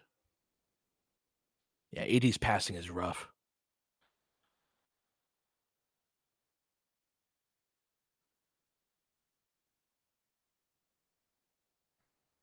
He's not a good decision maker. That's why when you trade one of your decision makers and be like, AD and Austin can do more of it, you're and then to be like, well, Lakers aren't close enough, I guess. It's like, I don't know, this kind of did this to yourself. I mean, he grew up as a guard, but it's basic. He wasn't like a highly rated guard or anything.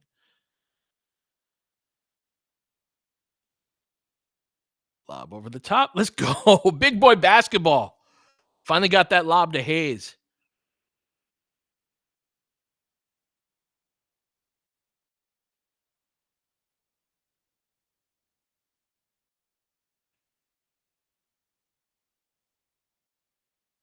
Lakers switching.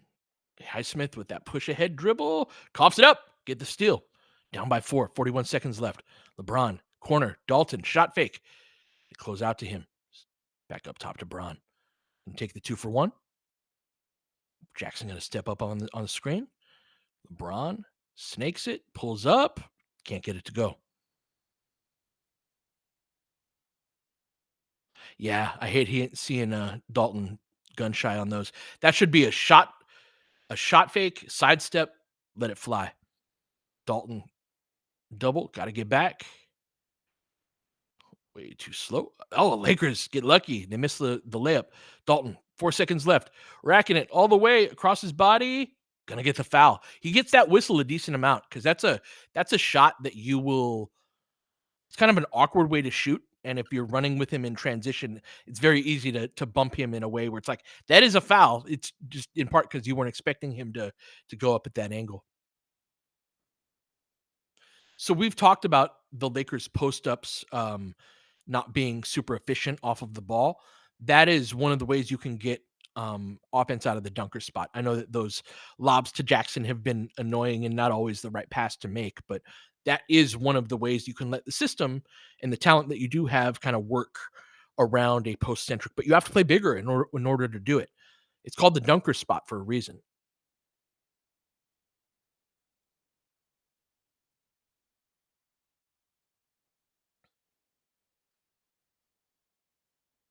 Got a lot. It's sort of like chicken the egg too, because like the passes are bad in part because they don't do it enough.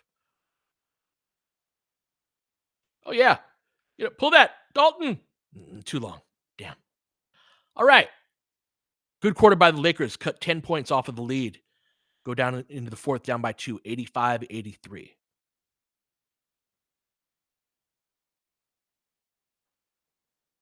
19-point quarter. Let's go. Yeah.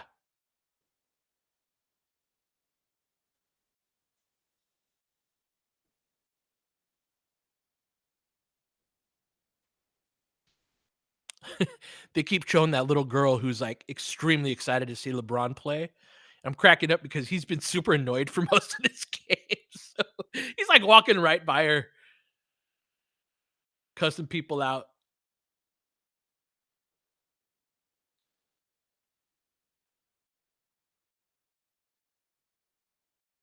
We did defend well, Gallup. This is something that the Lakers had a lot to do with them cooling off, right? So they took active measures fairly early to cool down Hero, and they did. Heroes gotten a couple buckets in this quarter, but they're sending much more in the way of that's all I want, you guys, is like do what you have control over. So like it's almost it's so simple, it's almost dumb, you know? Like it, this guy's kicking your ass on on the perimeter. Send more resources to him. Help put the fire out, right? And then be prepared to do that. And that's one of the things that when you face a Miami team beforehand, if you face a Miami team and you're like, okay, Jimmy's out. What do we need to look for tonight? What's the very first thing is like, hey, we got to not let Tyler Hero absolutely kick our ass. And so by sending more resources to him, you sort of like get to another, you force them into the next thing they have to do. Whereas a lot of the Lakers, the last several games have been just getting beat with the same thing over and over again. And even the first half in first quarter, Hero was cooking us. But like, yeah, they're. I just want them to address the things that you have control over. There's no excuse not to.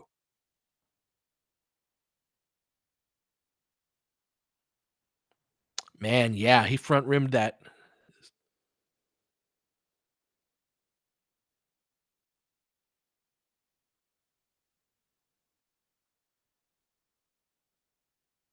Man, could you imagine losing out on 100K just that close? Ouch.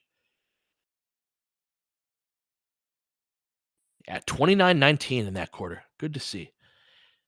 Went from 38 in the first quarter, 28 in the second quarter, 19 in the third quarter. They say taking that shot in the actual arena, you have to shoot it about 2 feet further than you're used to shooting it. Like, it's farther than it feels on a normal court. So I've heard. Try to cross up Rozier. Rozier gets it to crawl over the front of the rim. Lakers down 4. Depth of field. Yeah, Ron. Austin, Gabe, Max, LeBron, Jackson to start the fourth. All right, so not like LeBron and our 4 worst players other than yeah.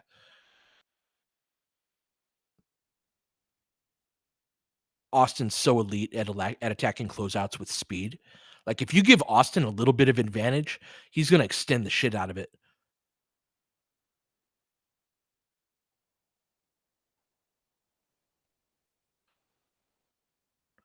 into the pocket.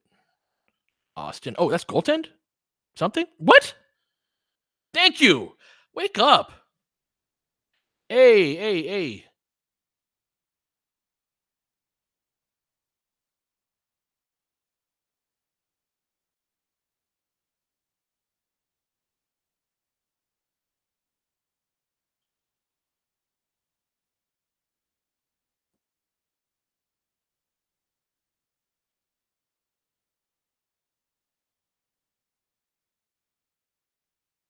Sorry, let me handle this.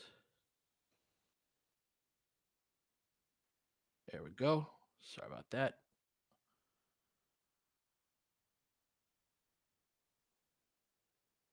Oh, we went up. I'm sorry. I was getting that guy out of here.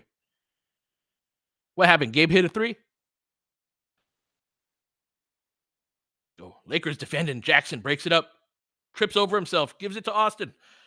Back to Jackson. Let's go. Timeout Miami.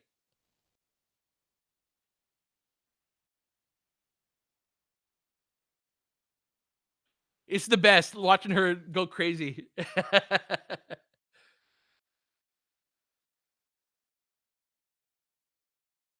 Nice driving kick. Good pass by Austin there.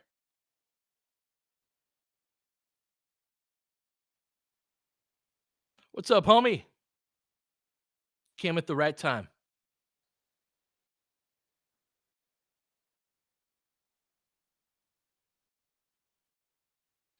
Yeah, the too big look, I think, certainly catalyzed this push. They subbed AD out toward the end of that quarter, but they finally broke down Miami's 2-3 zone uh, by playing out of the post and playing big. They just put a level of force that Miami couldn't compete with. And that to me is the two bigs are not the solution to everything, but they are a critical look around the NBA. Even now in 2025, there are a lot of really good teams that play two big looks that, yes, in oftentimes there is 3-point shooting, but Cleveland is an example of this. Mobley is a good 3-point shooter, but he's not super high volume at that.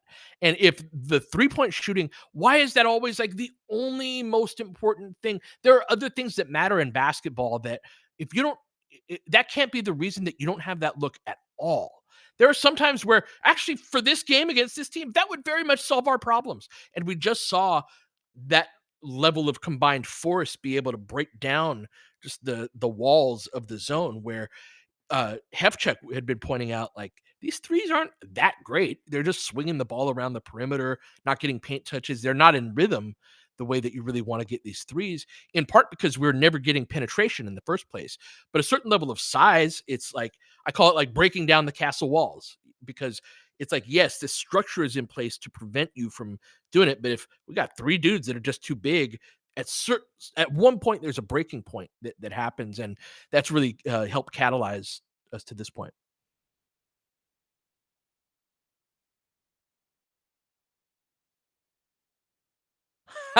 William, I like that. Gabe is sneaky athletic, but for shooting, it does make sense. It's yes, George, great call out. The vertical spacing is also spacing. Also, you can create space with physicality. You can create space with strength. You can go through something. I would argue that the 2020 team that's a big part of their identity. It was like, yeah, you might be guarding Anthony Davis, but you're doing it with a four in these minutes, and sometimes that's exactly what you need. All right, Lakers are up 90-87, 10-15 left, showing higher on ball screens. Good defense forces the turnover. LeBron, Austin lobs it up. Let's go. What a pass. What a finish. Great two-way play from LeBron. Puts the Lakers up 5. Lakers are hooping.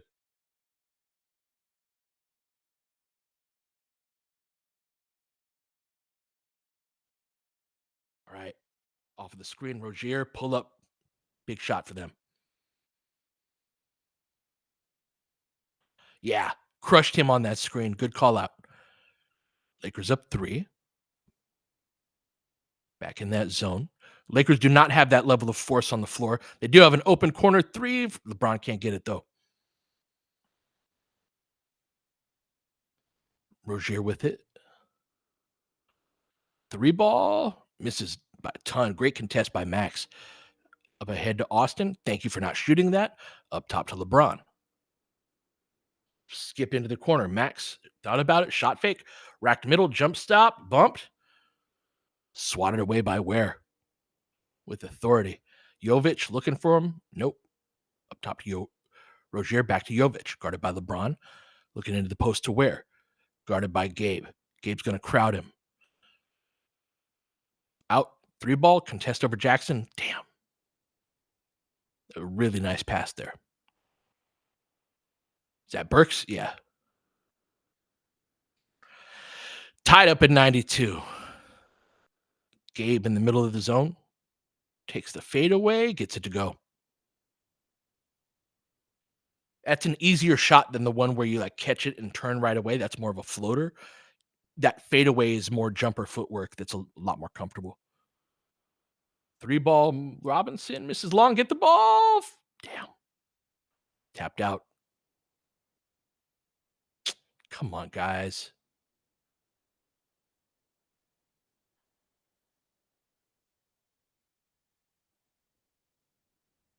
Yeah, Jovic has really good feel. Braun with it. Skip to Max. Quick swing. Pull that, Max. Let's go. I love the rotation Max gets on his shot. The ball floats just a little bit extra. It's like, is that going to be short? That going to be short? Nope, it carried. Shot fake. Back out.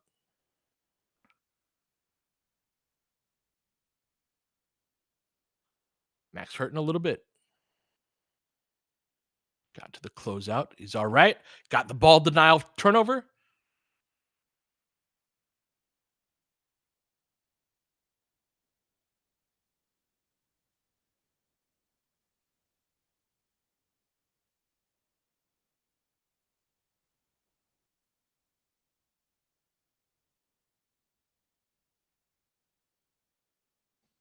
How's he looking over there?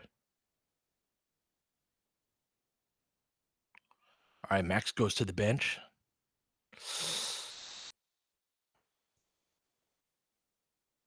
Some 2-3. So the difference in having Rui in the dunker spot is he's not a lob threat. So there isn't that same threat over the top. And AD's been crap on those shots tonight. Pick and pop 3. Where misses that? AD with the rebound over to Braun. Lakers up 3. 7 minutes left. Drag screen from AD. They into the pocket. Rui on the cut. Gonna go to the line.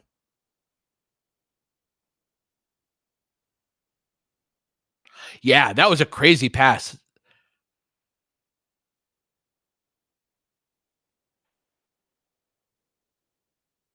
Woo.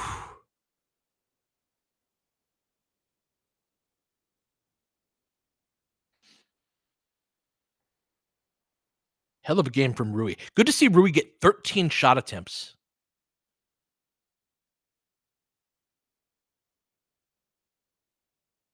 That's the big thing with like Rui's contribution on offense, that it's like he's a super efficient role player. It just doesn't matter that much if all you're getting is 6, 7 shot attempts. Like, get your good offensive players some 14, 15 shot attempt nights.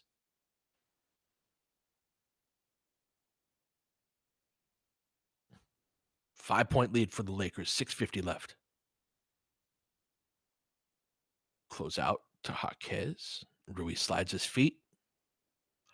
Close out, chases him off the line. Closes out again. Man, Hero's so good. That wasn't bad defense. Gabe? Nope. Clear the rebound. Hero loves getting that going left. Good box out by Gabe. AD with the rebound. Outlet to Braun. Miami gets back. Drop step. Baseline. Gabe digs it out. In traffic. Picks it up. Tough shot. Gets it to go. The Lakers up 4. I think Gabe might close tonight. 14 for Gabe. Look at that. Swing over to Jovic. Rui slides his feet. Good contest. Jumper by Bam. Damn.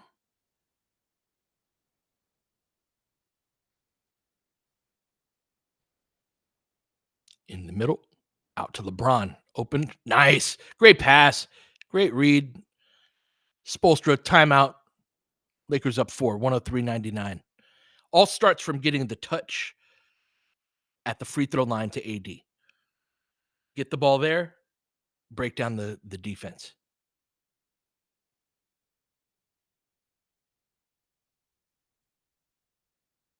Just cramping with Max? Yeah, he didn't go back to the locker room, which is usually a good sign. If it was a groin, I'm fairly sure he would have gone back. Roy, does Rui have bounce? Like, to me, Rui's bounce is when he has a running start. So if it's in transition, or if he gets blocks sometimes where he'll rotate over. And if he gets a couple of steps of runway, like, he can jump a little bit from a dead stop or from like a 1-2 step. I don't think he's got much of a vert.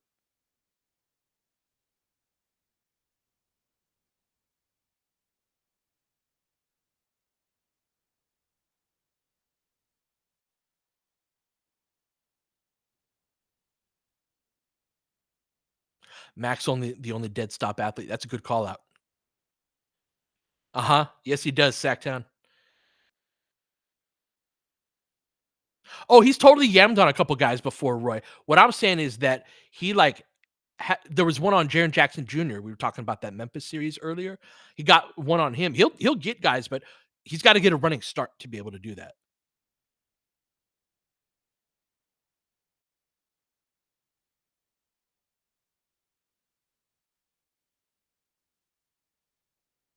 Ooh, I like that DSW.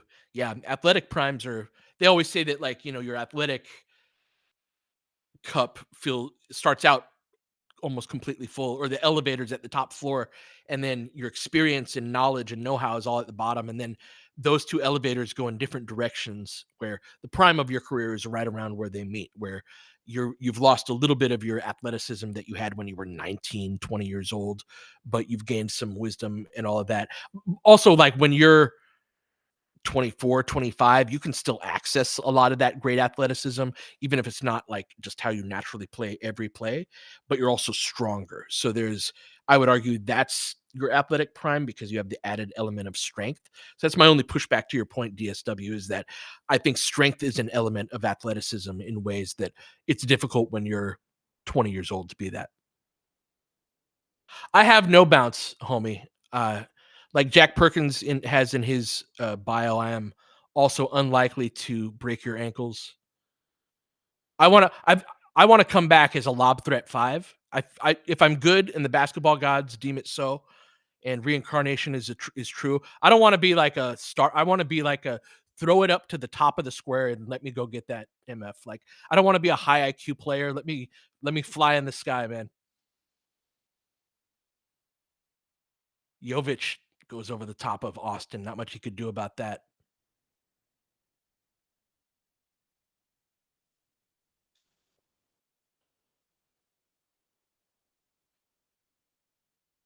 Right. Lakers working the ball around the perimeter. Braun sweeps the baseline over to Max, starting to run into some shot clock issues. Rui with it, steps back, gets it to go. Big shot. Rui been hooping tonight. 5-point game. Good elevation on that. We're talking about his hops. It's not always a dunk. Like that was a. That's what I'm saying, Ron. I want to come back as Jackson Hayes. Exactly. That looks fun as shit. I don't care if I'm dumb. Let's go. Can't get.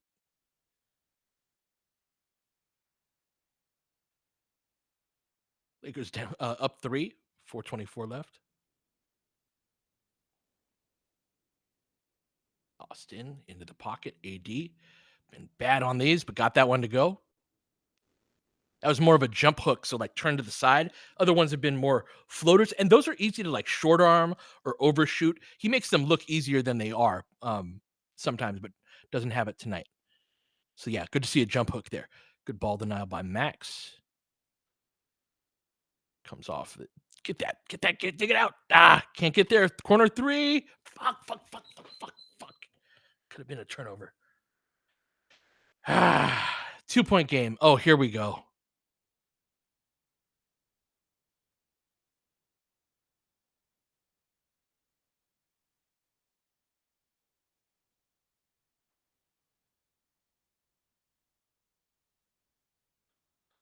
right, gonna have a timeout.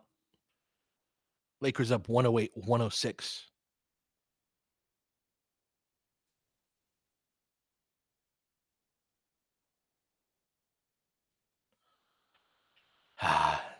Had an opportunity to get a loose ball there. Couldn't come up with it.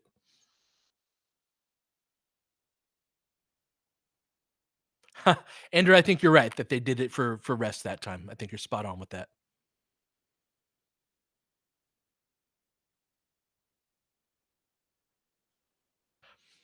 They do play like their conditioning is rough because their conditioning is rough.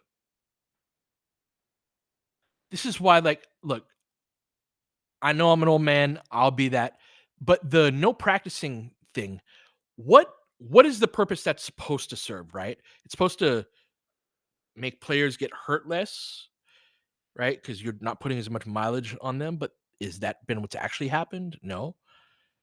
Does it give you more energy for the games? No. Yeah, keeping them rested. If keeping them rested is the idea, okay, but like when does that supposed to come out?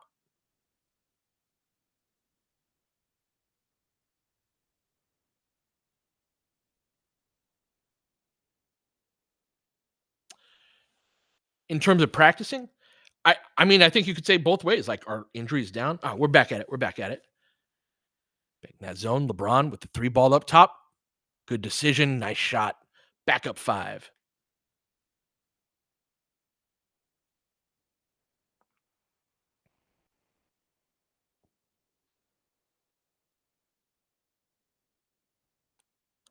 Hero crosses over Max, pulls up. Yeah, make him shoot that three going right more than going left. He's really like crossing over, going left to take that shot. Made him go right that time. He missed. All right.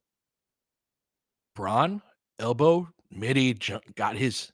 Speaking of going left on a jumper, starting to cook. Get there. Good help. LeBron. Rui with the low man rotation. LeBron sits on the jump hook, gets the block.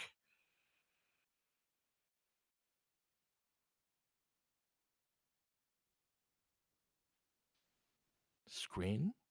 Braun floats it over the top. Can't get that one to go off glass. Gonna go in transition. Get back. Max cuts off the ball. Pull up three. Yes. Lakers collect the rebound. Give it over to Austin. 2:06 left. 113, 106.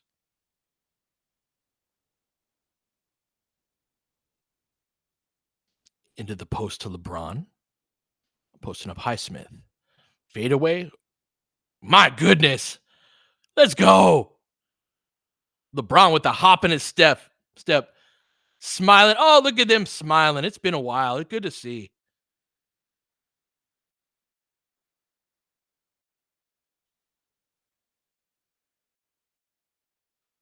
Oh, man.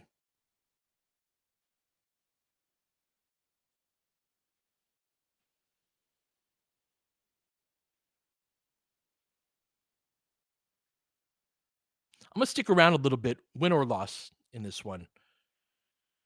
Like I said, I've been feeling a little philosophical about.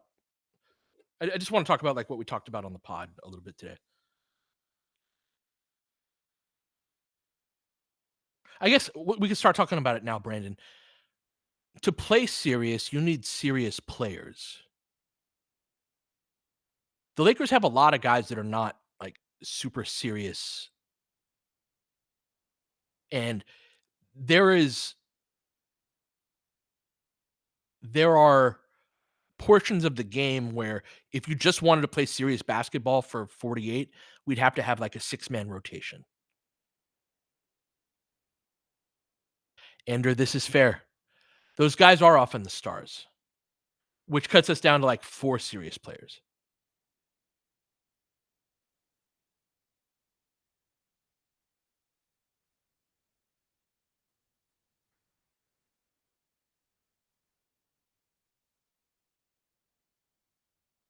Renz, that's a great question. I think we would have more, and so it's a. But I think it's both. So I think it's a players thing in where we would see this under Spo as well. We would see it less often because it's not only the players. Like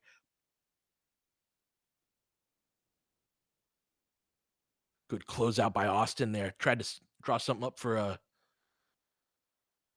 three.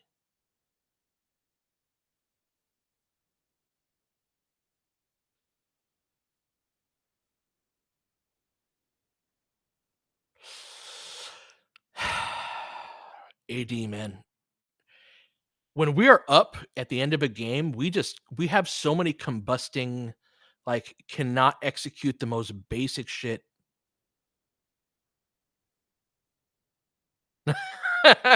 No kidding, Rance. Good timing indeed.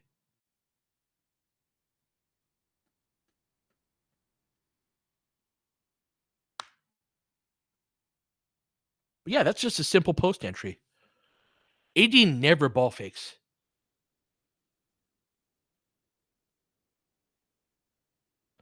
Oh, we're challenging. All right.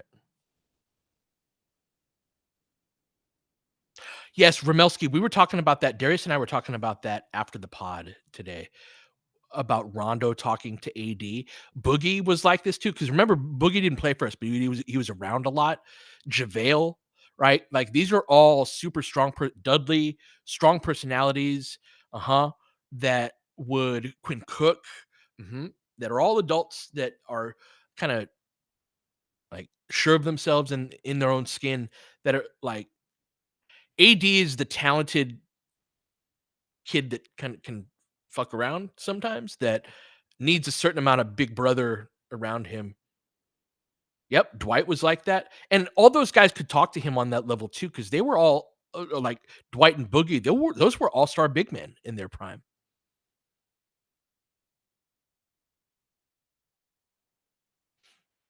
Oh yeah, Tyler, the Lakers, LeBron AD Lakers with a big lead have always been just brutal. Sometimes is generous.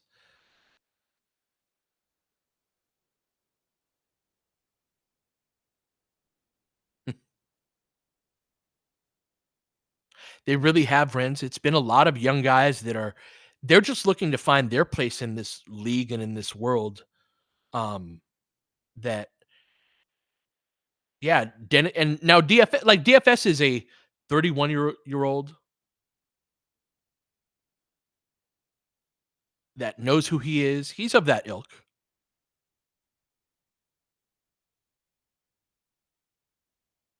All right, gonna be Laker ball.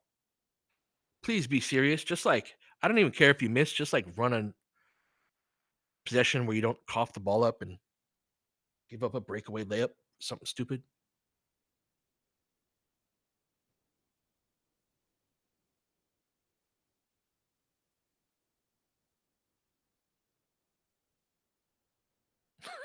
Damn it! It's not too much to ask.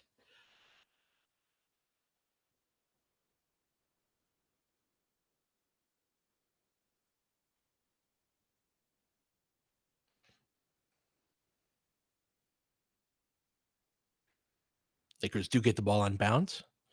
Braun gonna hold it. Step up screen from Max. Braun keeps it. They switch the screen. Drive, kick. AD three. Misses that. Rui almost gets the rebound, but can't quite get there. Outlet to Jovic. Miami's got to hurry. Good pickup from LeBron. Hero spins the other way. Hesitation move. AD going to be a goaltend. Yeah, very late on that rotation.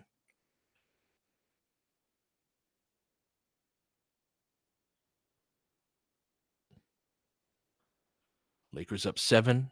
Austin handling the ball pressure. 1 minute left. Over to LeBron. Tells Austin to space. Swings it over to him. Swing over to Max. Racks it middle. Jumps into the chest. Lays it up in it. Ball kind of squirted out of his hands, I think. But yeah, good aggressive move. Lakers are going to win this game. Let's go. All right. Let's get back in the win column.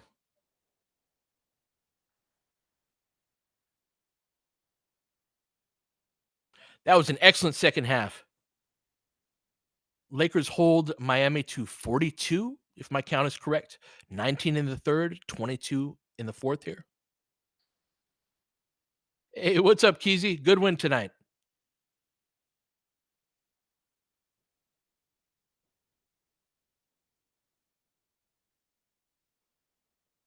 Wow, 4 straight double digits for Max. What'd they show you, Tyler?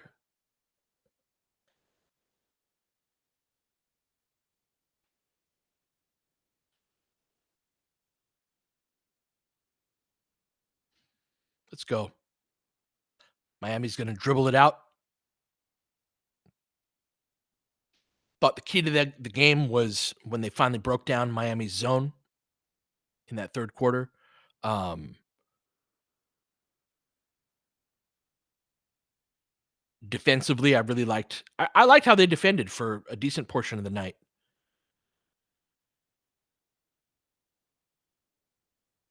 Yeah, Gabe not being a 0 on offense helps a ton. Mhm. Game ball to Rui. Yes, Nabil, we don't have to kick you out.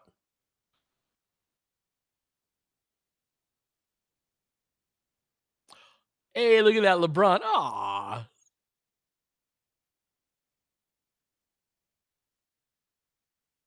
look at that. Good stuff.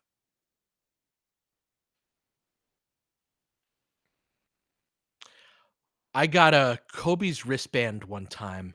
I used to get tickets once a year behind the bench from my ex-mother-in-law, even after I was broken up with her. So I did something right in that relationship when the ex-mother-in-law is giving you Laker tickets behind the bench.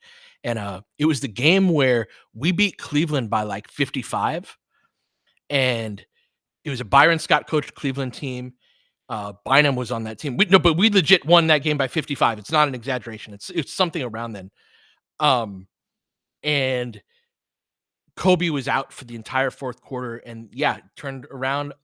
My son Isaiah had been sitting there, um, and had was it the 11? Yeah, 11 or 12, somewhere like that. I think Mike Brown was the coach at the time. Um, and yeah, turned around, gave him the wristband. I do have a son, Tyler. There's all sorts of stuff you guys don't know about me.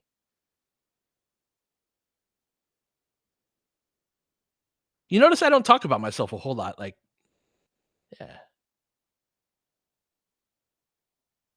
the lore pod, Renz. What's the old bands on Spotify? Oh, now we're asking the real questions. The backstory pod. Fuck out of here, DSW.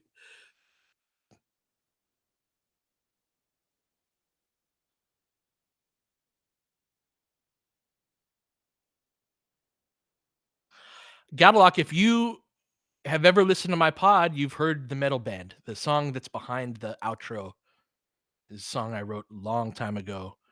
Um, yeah.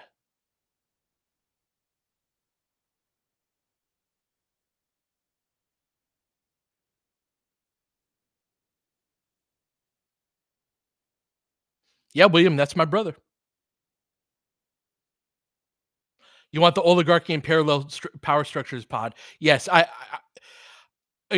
Roy, the again, part of my life, a big part of my life these days is taking care of my mom. She like doesn't have control of her bodily functions and has a great deal of dementia. And so, like, for example, she has a compulsion to go out and check the laundry just all the time. And even if you're mid laundry, and there's a lot of laundry these days, because again, she goes to the bathroom on herself, that and will like stop the little laundry. And so, like, it's like, how do I lock the garage, still be able to get into it? Anyway, my life these days and just the things that I have to do are there are so many things I have to do that like I want to do a game. Um, I I want to create like a basketball game, and I want to like start that second pod. Um, both of which I'll do soon. But my mom moved in with us in September, and again, it just takes up a decent amount of time that uh, I hope to be able to get to that pod fairly soon.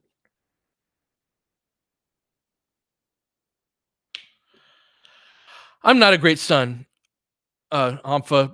I'm doing the best I can in the circumstances that we have, and that's the thing too. Again, as part of the my own novella, I live with my elderly parents, and they're divorced. So, like, imagine being. Thank you, Romo. Like, they were together for like 40 years and divorced like 5 years ago, and so yeah, my dad is just the best in that he helps out a ton around here. He's old, he's 5 years older than my mom, but he's in much better shape than she's in, and so he does a lot of the cooking. I love dogs, and so you heard Boba tonight. I got my guy Peanut, who's quiet, and he's the OG. He's almost 14 years old now, and my dad takes care of all the preparing the food and whatnot. Peanut's a mix. It's funny, we had gotten one of those dog breed tests, uh, and he didn't score out for anything high enough. Like, he was a street dog and a rescue, and so he's a mix of, like, a Brittany Spaniel, uh, like a beagle, a coonhound, and one other thing. Yeah, DNA street dog. He's just a little black and tan, little small looking Rottweiler looking type of dog. Great, great dog. Hey, thank you. Thank you, Josh. So yeah, if you guys want lore or whatever, you could just ask me questions about things. I'm not really going to bring that stuff up that often. Hey, shout out to Adrian, sweetheart.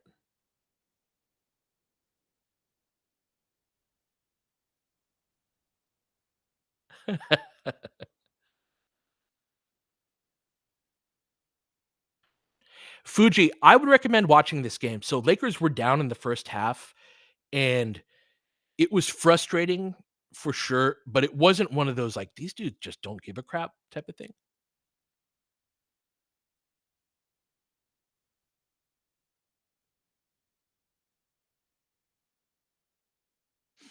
Their shot making was very good. I'm a cubed ice guy, Rommel.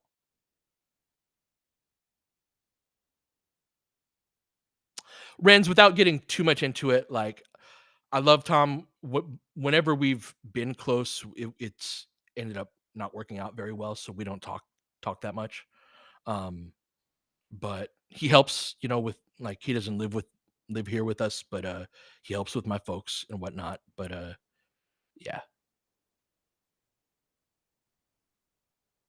I miss Mike on the pod too, Romo.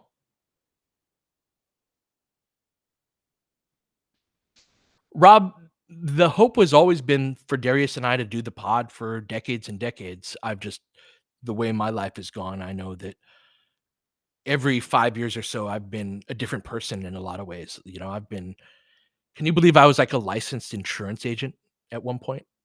Like professionally licensed and all that. And um, like I did that for about 5 years. And I was a musician for several years. And uh so yeah, there's been just so many versions of my life that I've learned that not a lot of things are forever, but I love Darius. It's special to me what we have. That the type of conversations that we can have, and that we can. There are certain things that there's no replacement for time and repetition. You know,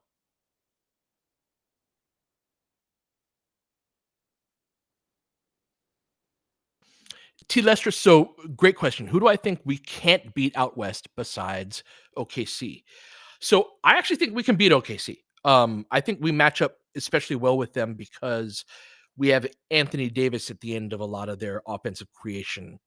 That I don't think that necessarily means we'd be favored or anything like that. And I think they're better than they were last year. But I think they're certainly a way better team than the Lakers are. I think just that the Lakers match up decently well against them. Um, I don't love our matchup with Dallas. Denver, of course, kicks our ass as presently constructed.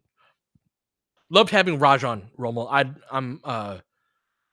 I'd love to have him sort of be one thing about having Mike on the pod is that we could do some days where it's hard to get three adults their schedules to line up like, hey, can you record at 8 a.m. or can you record at this time all on the same day? Things come up, right?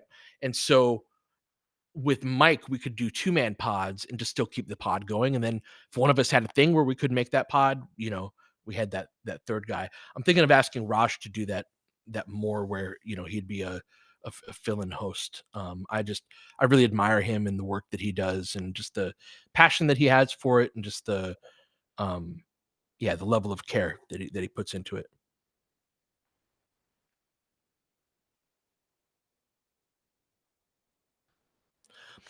William, I'd love to see that too. We had talked a little bit. It didn't end up working out, but we had had some talks with Trevor and I and the staff over there about maybe doing a show and me joining Lakers Nation, but we couldn't get it to work out. Um, but yeah, I really respect Trevor and the work that he's put in over the course of several years to get to where he's at. And I've never had a conversation with Sean, but yeah, I'd talk to Sean.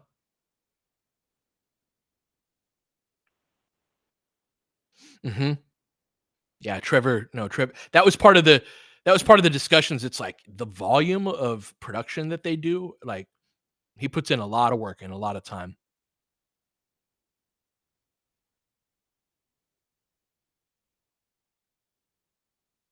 Rob, unfortunately, Mike on is a special guest. Like the pod is basically like the pod is a hot topic from a yeah. We won't be having Lakers people on. Basically, they told me to stop doing the pod if I wanted to stay there, and I was like, well, fine, fuck you guys. Then I'll keep the pod and I'll uh. And so it wasn't just him too. It was like if you want to be around the organization, so Aaron Larsoul doesn't do stuff. Um. Oh, I know they listen to the pod, Roy. I know that because when I say stuff, sometimes like I'll hear back. Yeah, Jason's a guy I'd love to have. I wonder sometimes because Jason's with Cowherd's network, I think, and sometimes those places will have like you can't do, but he's been on Yovan's show. What is John Wick of Lakers? One thing I will say is that it's when I started doing LFR, if you're talking lore, uh, the inspiration for LFR was when Trump made his announcement when he to run for president in 2015 in that he was in New York, came down the escalator. I'll remember it. And I remember he's talking about, they're taking your jobs and all the bullshit rhetoric. And I'm watching him. I'm like, this full of shit motherfucker is really going to run for president, isn't he? And then I changed the channel and then I'm watching Skip Bayless. And he's full of shit too. And he's like a con man grifter in the same type of way. It's just for sports. And I'm like, is anything really real anymore? Is anything just like cynical, fucking like just working a game to make money and for my own benefit? And it's like, I was so frustrated as a Laker fan. And it's hard too, because it's like the political stuff, you feel like I'm just a small bean in a big old ocean. Like, what could I possibly do to have any impact at all? And I felt like with basketball at the very least, it's like I could at least grab this little tiny thread and pull it in a certain direction.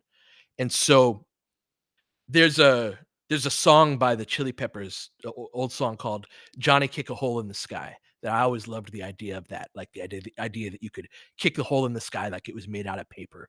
And that it's this sort of limit to your ceiling or of like what can be done that if you could kick a hole in the sky, it sort of punctures the whole idea of what you thought it was in the first place of what the limits were. And so what I wanted was um to sort of like show no, you can really geek the fuck out about basketball. And it was really important to me that like you could be popular doing that.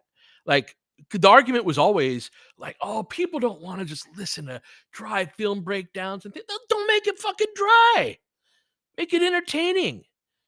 And it's like, and then I gained a level of following where it was like you can't argue otherwise that people don't want this. That there isn't.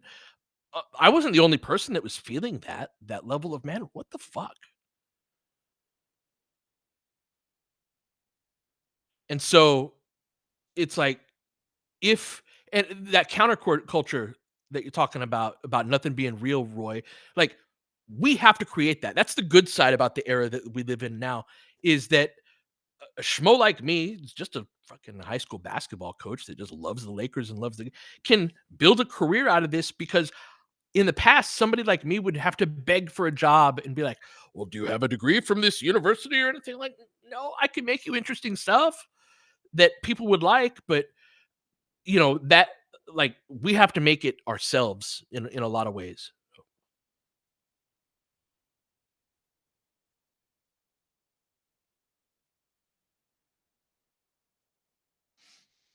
I don't think so, 17. I don't think that that would also set a precedence for, like, Lakers Nation and other like, maybe there would be an example of that in like, because there's so many pods across sports that would be a fairly, like if they were to rule a case like that where a team sued and then won in that respect, that would impact a lot of different media. So,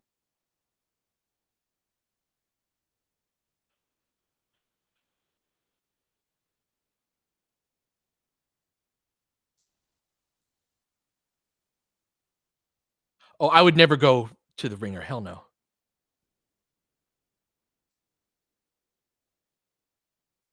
Who's the smartest basketball mind I've ever talked to? You ask really interesting questions, William. I like you're so it's funny because I was thinking this the other day. The Actually, hold on. We got Reddick. Hold that thought, William.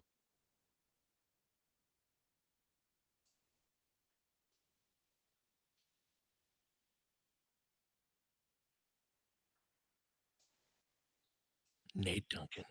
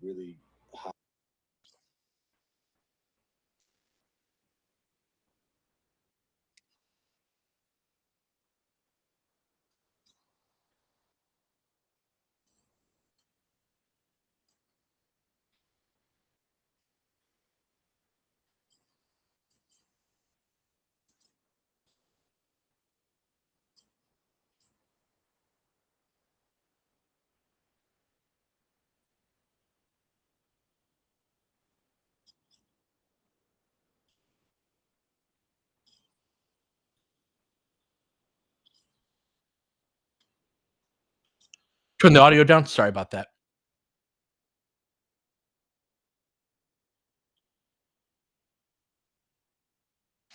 I don't think I'd trade both first for Barrett, Tom.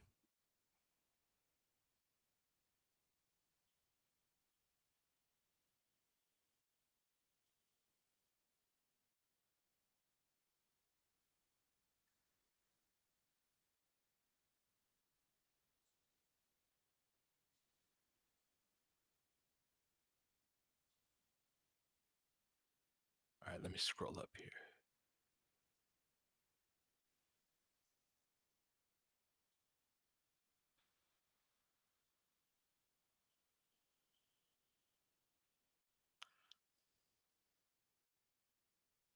Reddick saying he changed nothing schematically is interesting. A little bit of defiance from him. It's not true.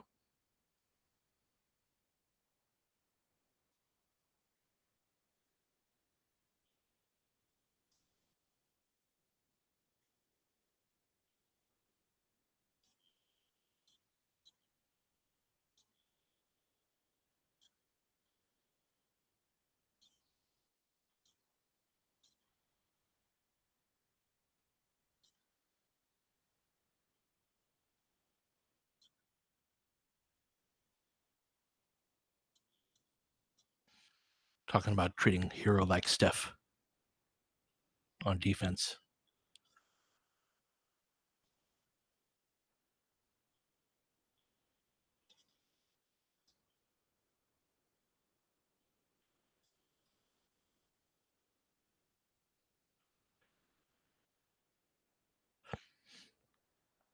So, Renz, you asked, thoughts on Reddick so far. If I could grade him, what would it be? Let me give a little context before I give like a letter grade. Is I I think a lot of times we can be in too much of a hurry on some things, but we are also in a hurry this season. And so for a first time head coach and for when a coach first gets their job, uh, I have a certain amount of grace of like, you got to give them time to have their ideas actually work and actually have them work through a couple of things before you really judge too much. This recent stretch was the first time that I've been like, oh, he's making some well, it's the first time I've seen him like revert back to a preference of his that I didn't think worked, that I thought indicated a level of stubbornness. Um, and so from a letter grade perspective, I think I'm a somewhat tough grader. I'd say a C plus. Um, I think he has a much better feel for his guys and for the players that he has and who the team's best players are. I think he does a couple of things that like I get what he's going for on paper, but don't work for this team that are part of the if he were a little more experienced, he'd be faster at cycling through those than he is. Um, and so the team is taking a step back in its post offense, although it was much better tonight and uh, showed signs of it. They were starting to do more of it in the last game. Um, they went back to more horns tonight, and they've run in a while. I also think Reddick is navigating like I this is part of the reason why I wanted to hang around on this one is like how many how many serious players do we have on the roster right now? Let's say all 5 of the starters are serious. Austin, Max, Rui, LeBron, AD. Beyond that, Gabe, active and available right now. Not on the roster, but like, okay, DFS, we have 7 guys. He didn't play tonight. And so on a night like tonight, DFS didn't play, Vander didn't play. This is with like what Andrew said earlier of LeBron and AD can be very unserious themselves. Like, so Dalton means well. Dalton has serious motor, but he does not know what he's doing to a sufficient degree. And oh, great way of putting it, William. Yes, I think JJ's issues are less inherently fatal than Ham's. I think that even some of the stuff that he's tried that hasn't worked, it's like I understand where you're going for what you're going for with that. Whereas, like with Darvin, the most fatal thing is that he wasn't a super hard worker. He wasn't a guy that like really built out a like we're gonna grind type of culture. Exactly, Ron. Dalton can't be serious yet. So if you're talking our starting 5, then Gabe, all we had tonight was 6 guys. We had 6 serious players in tonight's game. And if nothing else, that's where Miami always has a roster full of serious players. You don't make the Miami Heat roster if you're not like a serious guy. And so I have some level of like we're on the court. We're starting the second quarter, and it's LeBron, Gabe, Dalton. Who else was on the court with him? Jackson. I forget who the 5th was, but it was basically like our 3 or Shake. Thank you, Rashina. It's like whatever defensive scheme you're running, exactly 17. If you've got 6 to 8 serious players on a 15-player roster,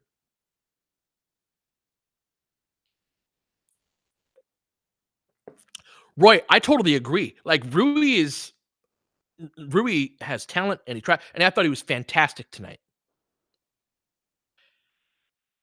So that count is with putting Rui just in the serious player bucket, of which if you have pushback against that, I totally understand. That's the point though, is if you only have like 17 said 6 to 8 serious players on a 15-player roster, and then 2 of them are out half the time, 2 of them are serious intermittently in LeBron and AD.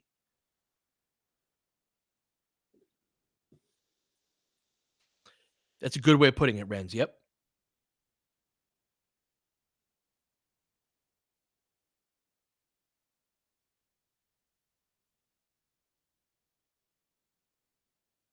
Yeah, how are we defining a serious player?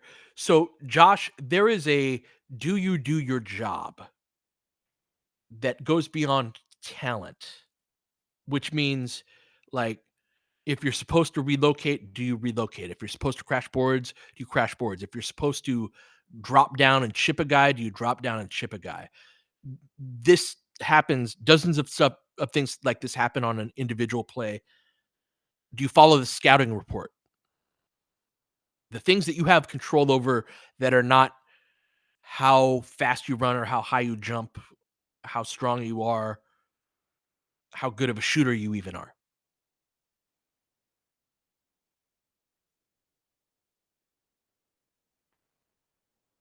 Yeah, can we trust you to execute the basic stuff? And so that's why, like, Gabe is a serious player, even if he can be brutal to watch. He does his job.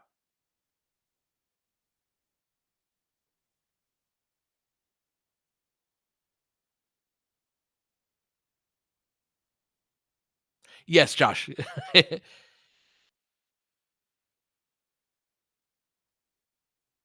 William asked who the smartest person I've talked to in basketball. There's a few of them. A couple of them I won't name just because I don't think they would want their names in public. But Mike Schmitz, who used to work at Draft Express and is now, I think, the assistant over at in Portland, is uh, is really high up there. The thing I will say that, and what I was thinking about yesterday, is the people that I have the most respect for are almost always the most curious. So many of us are in such a hurry to give our takes and our opinions on stuff, but the people who really know their shit are always like one of the Lakers scouts is a guy that he's got such a cool way of looking at basketball. Phil Chang, the Lakers director of analytics, he's like very high on people I wish I could have on the pod that I know I couldn't have as a guest on the pod. But his view on analytics and how to like, and the Lakers are always viewed as so behind on this. Uh, like I think it's super fascinating. Um, but yeah, like yeah, one of the Lakers scouts is I learn a ton from him. And yeah, what they have in common, a lot of them, they ask a ton of questions.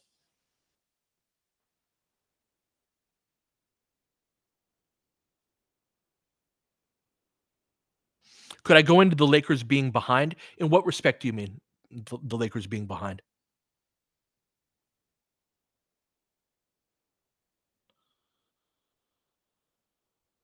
Roy, I think my time with the Lakers is over.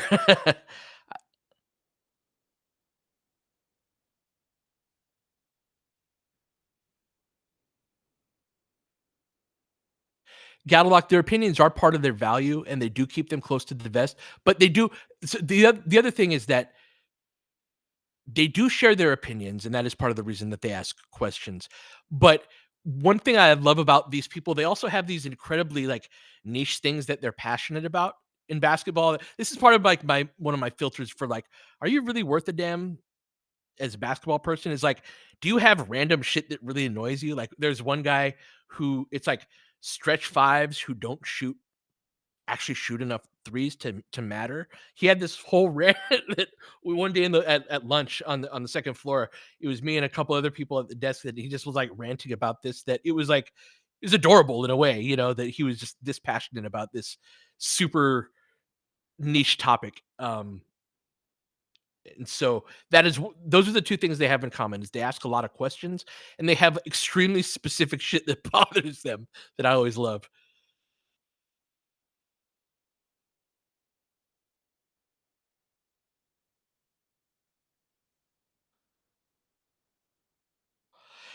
Yeah, 17, it's about, like, you know, loyalty to the people that are in charge. That's part of the ways that, yeah, organizations lose talent.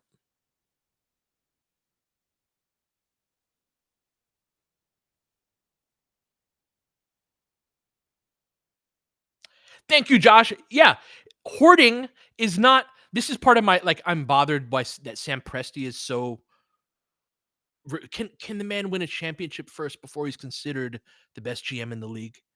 Like, the whole point of sports didn't change, right? It's not about asset collection. You're not saving up for your child's college fund. You don't need like low yield mutual funds. You're trying to win freaking championships.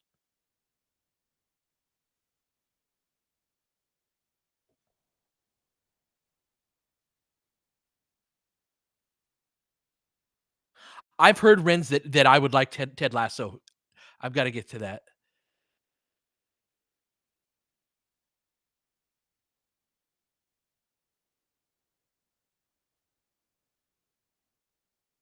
Yeah, it's the strangest thing, William. Isn't that way more important than the gobbling up picks? But everybody loves, oh, can you believe they got 3 future firsts in that deal? That's amazing. It's the pinnacle of the whole point of why we do this. And I'm like, huh?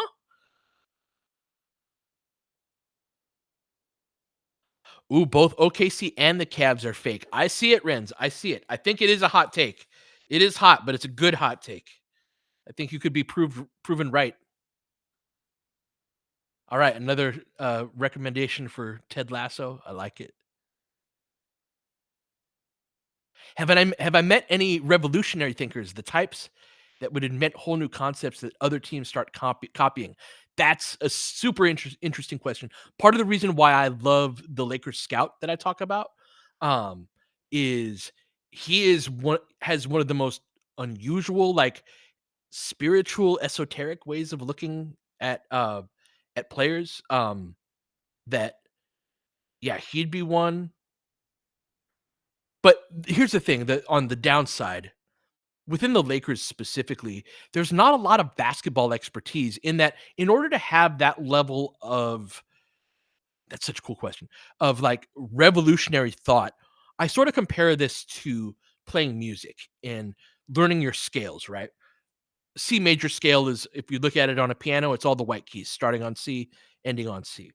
And there are none of the black keys that are naturally within that scale. But if you know what you're doing, there are all sorts of times where it's like, oh yeah, I could do a little chromatic walk down of G, F sharp to F here and still like you learn how to bend the rules and that's where you can do revolutionary things that are not by the book. But like you have to know the rules and the theory and the book so well where you're like chess is like this too where you're like, "Well, what if I tried this?" And like the best people, the Magnus Carlsens, that are super creative where they're like other people who are really good at chess are watching him going, what the hell is he doing here? But it's because he has such a thorough knowledge of it that he's able to break the rules and convention that the Lakers do not have enough people who have been immersed in the day-to-day of basketball for long enough. Like Rob, so much of his experience is on the procedural aspect of things, but it's not hasn't been like a day-to-day in practice. Okay, I'm a coach, so I need to know what you're supposed to do on this play, how you're supposed to set this screen, what you're supposed to do over there. That's a level of basketball detail that agents and like you don't get to that. And so I don't think they have the requisite talent internally. You need to have both that and a certain spirit for unconventionality. And so I don't think they have that within the organization. No.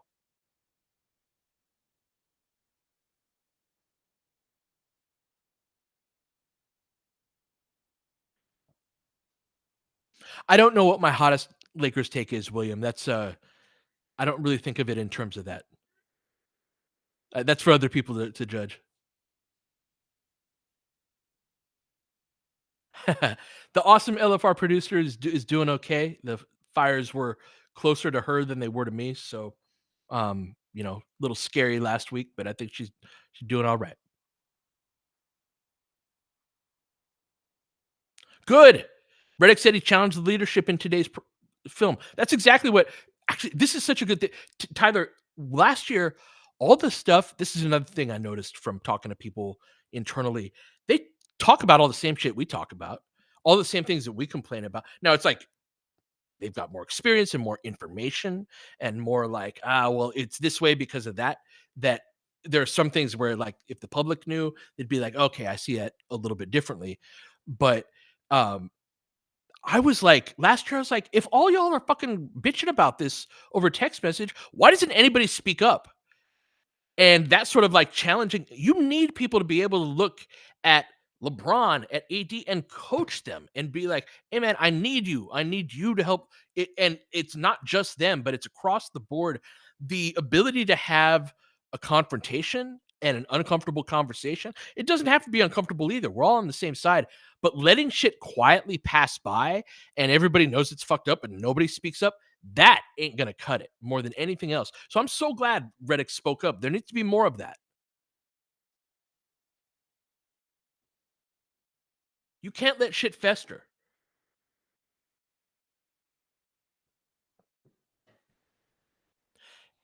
Echo, I'm over on the LA Orange County border. So I'm safe. I'm about as far away from the fires as you can be while still being in LA County.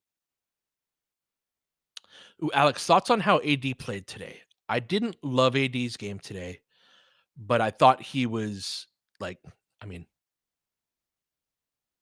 totally essential to in a game where we only had 6. And also getting the ball to him in the middle of that 2-3 zone, such a simple job, and on a lot of them, he's not the guy getting the direct assist, but, like, that that and then LeBron, of course, closing it out, so, yeah, I thought AD was eh. That's right, 17, I'm very close to the Cerrito Small.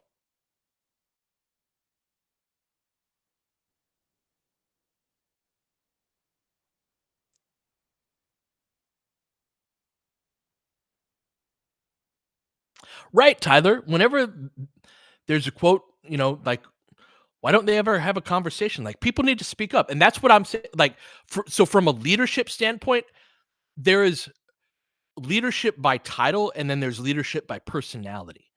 And that's one thing that I've been thinking about a lot more lately too, is that the Lakers don't really have that in the front office. Rob does not have a leader's personality. Jesse and Joey do not have that. Like, Clutch does not represent the Lakers, you know.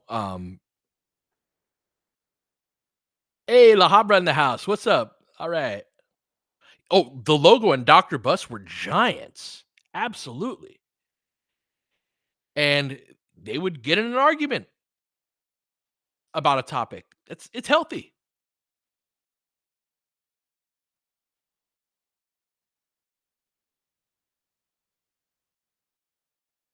Hey, Mikey, you're in this area too. Nice. So Fuji, yeah, what did I think of Magic as a GM? It's funny because overall it wasn't a good experience, but he had a ton of this. Magic was a basketball man through and through in ways where it is easy to be like, "Oh, there goes Magic tweeting the obvious thing once again on Twitter," and look at Magic sounding kind of dumb, haha. Like, no, Magic, that's one of the greatest to ever do it, one of the most brilliant basketball people to ever do it. And I loved the idea of Magic being that with a person who had great procedural excellence in Palinka to help put together the menu and all of that. And I thought that I there is Magic is not serious enough himself to be good at the job because you need to be both. You need to have that like passion for the details and the boring stuff that Magic does not have. But you also need to have a level of being so immersed in basketball, the actual basketball, to know certain things. That's why I always cracked up about the what was it, the 18 draft where Magic came in over the top way more than the this year with JHS or a couple years ago with JHS and all that, where the scouts wanted Amari Spellman and uh and Magic was like, no, we need to pick Mo Wagner. Um Even Lonzo, like Magic was the guy who was like, I don't know, I kind of like De'Aaron Fox. That's right. He was right about that.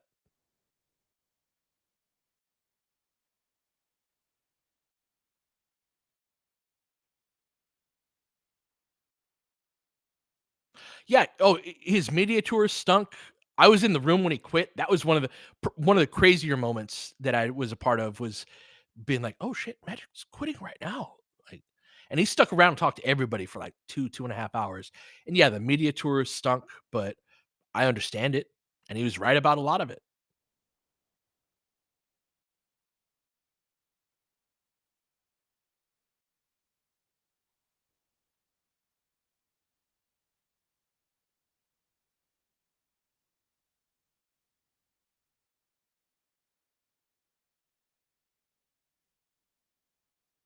Exactly, Josh. The Magic, Shaq Bar, those dudes are like Magic can be on a yacht in Santorini, you know? Yes, Magic's strength is marketing. Magic's best role for the Lakers would be as an ambassador, uh, as honestly partially a money man.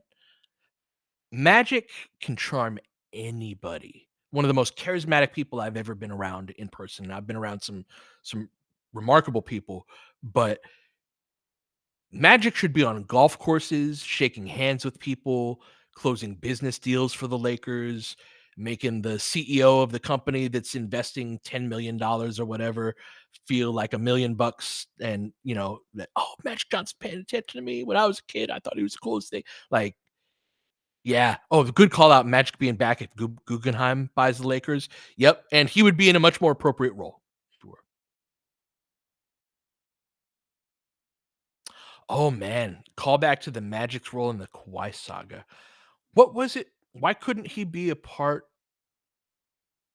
I don't remember. I don't know any of the details on that one. Sorry.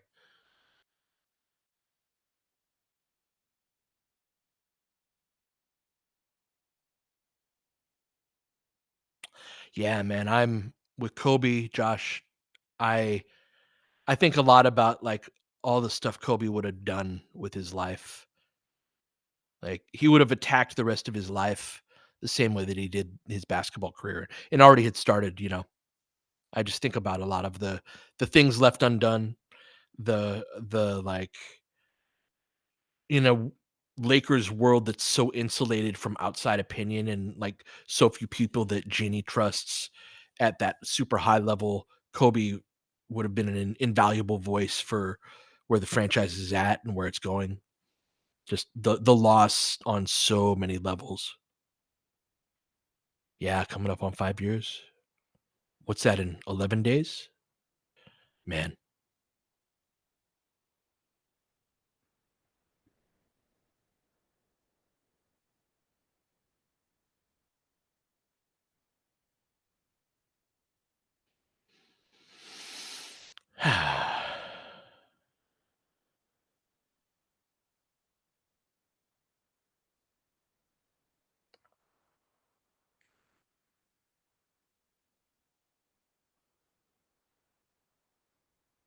Yeah, that was a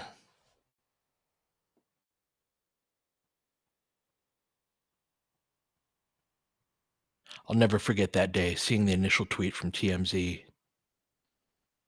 and just feeling so surreal.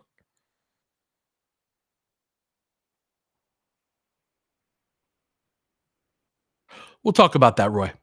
Not right now, but we'll talk about that in another time.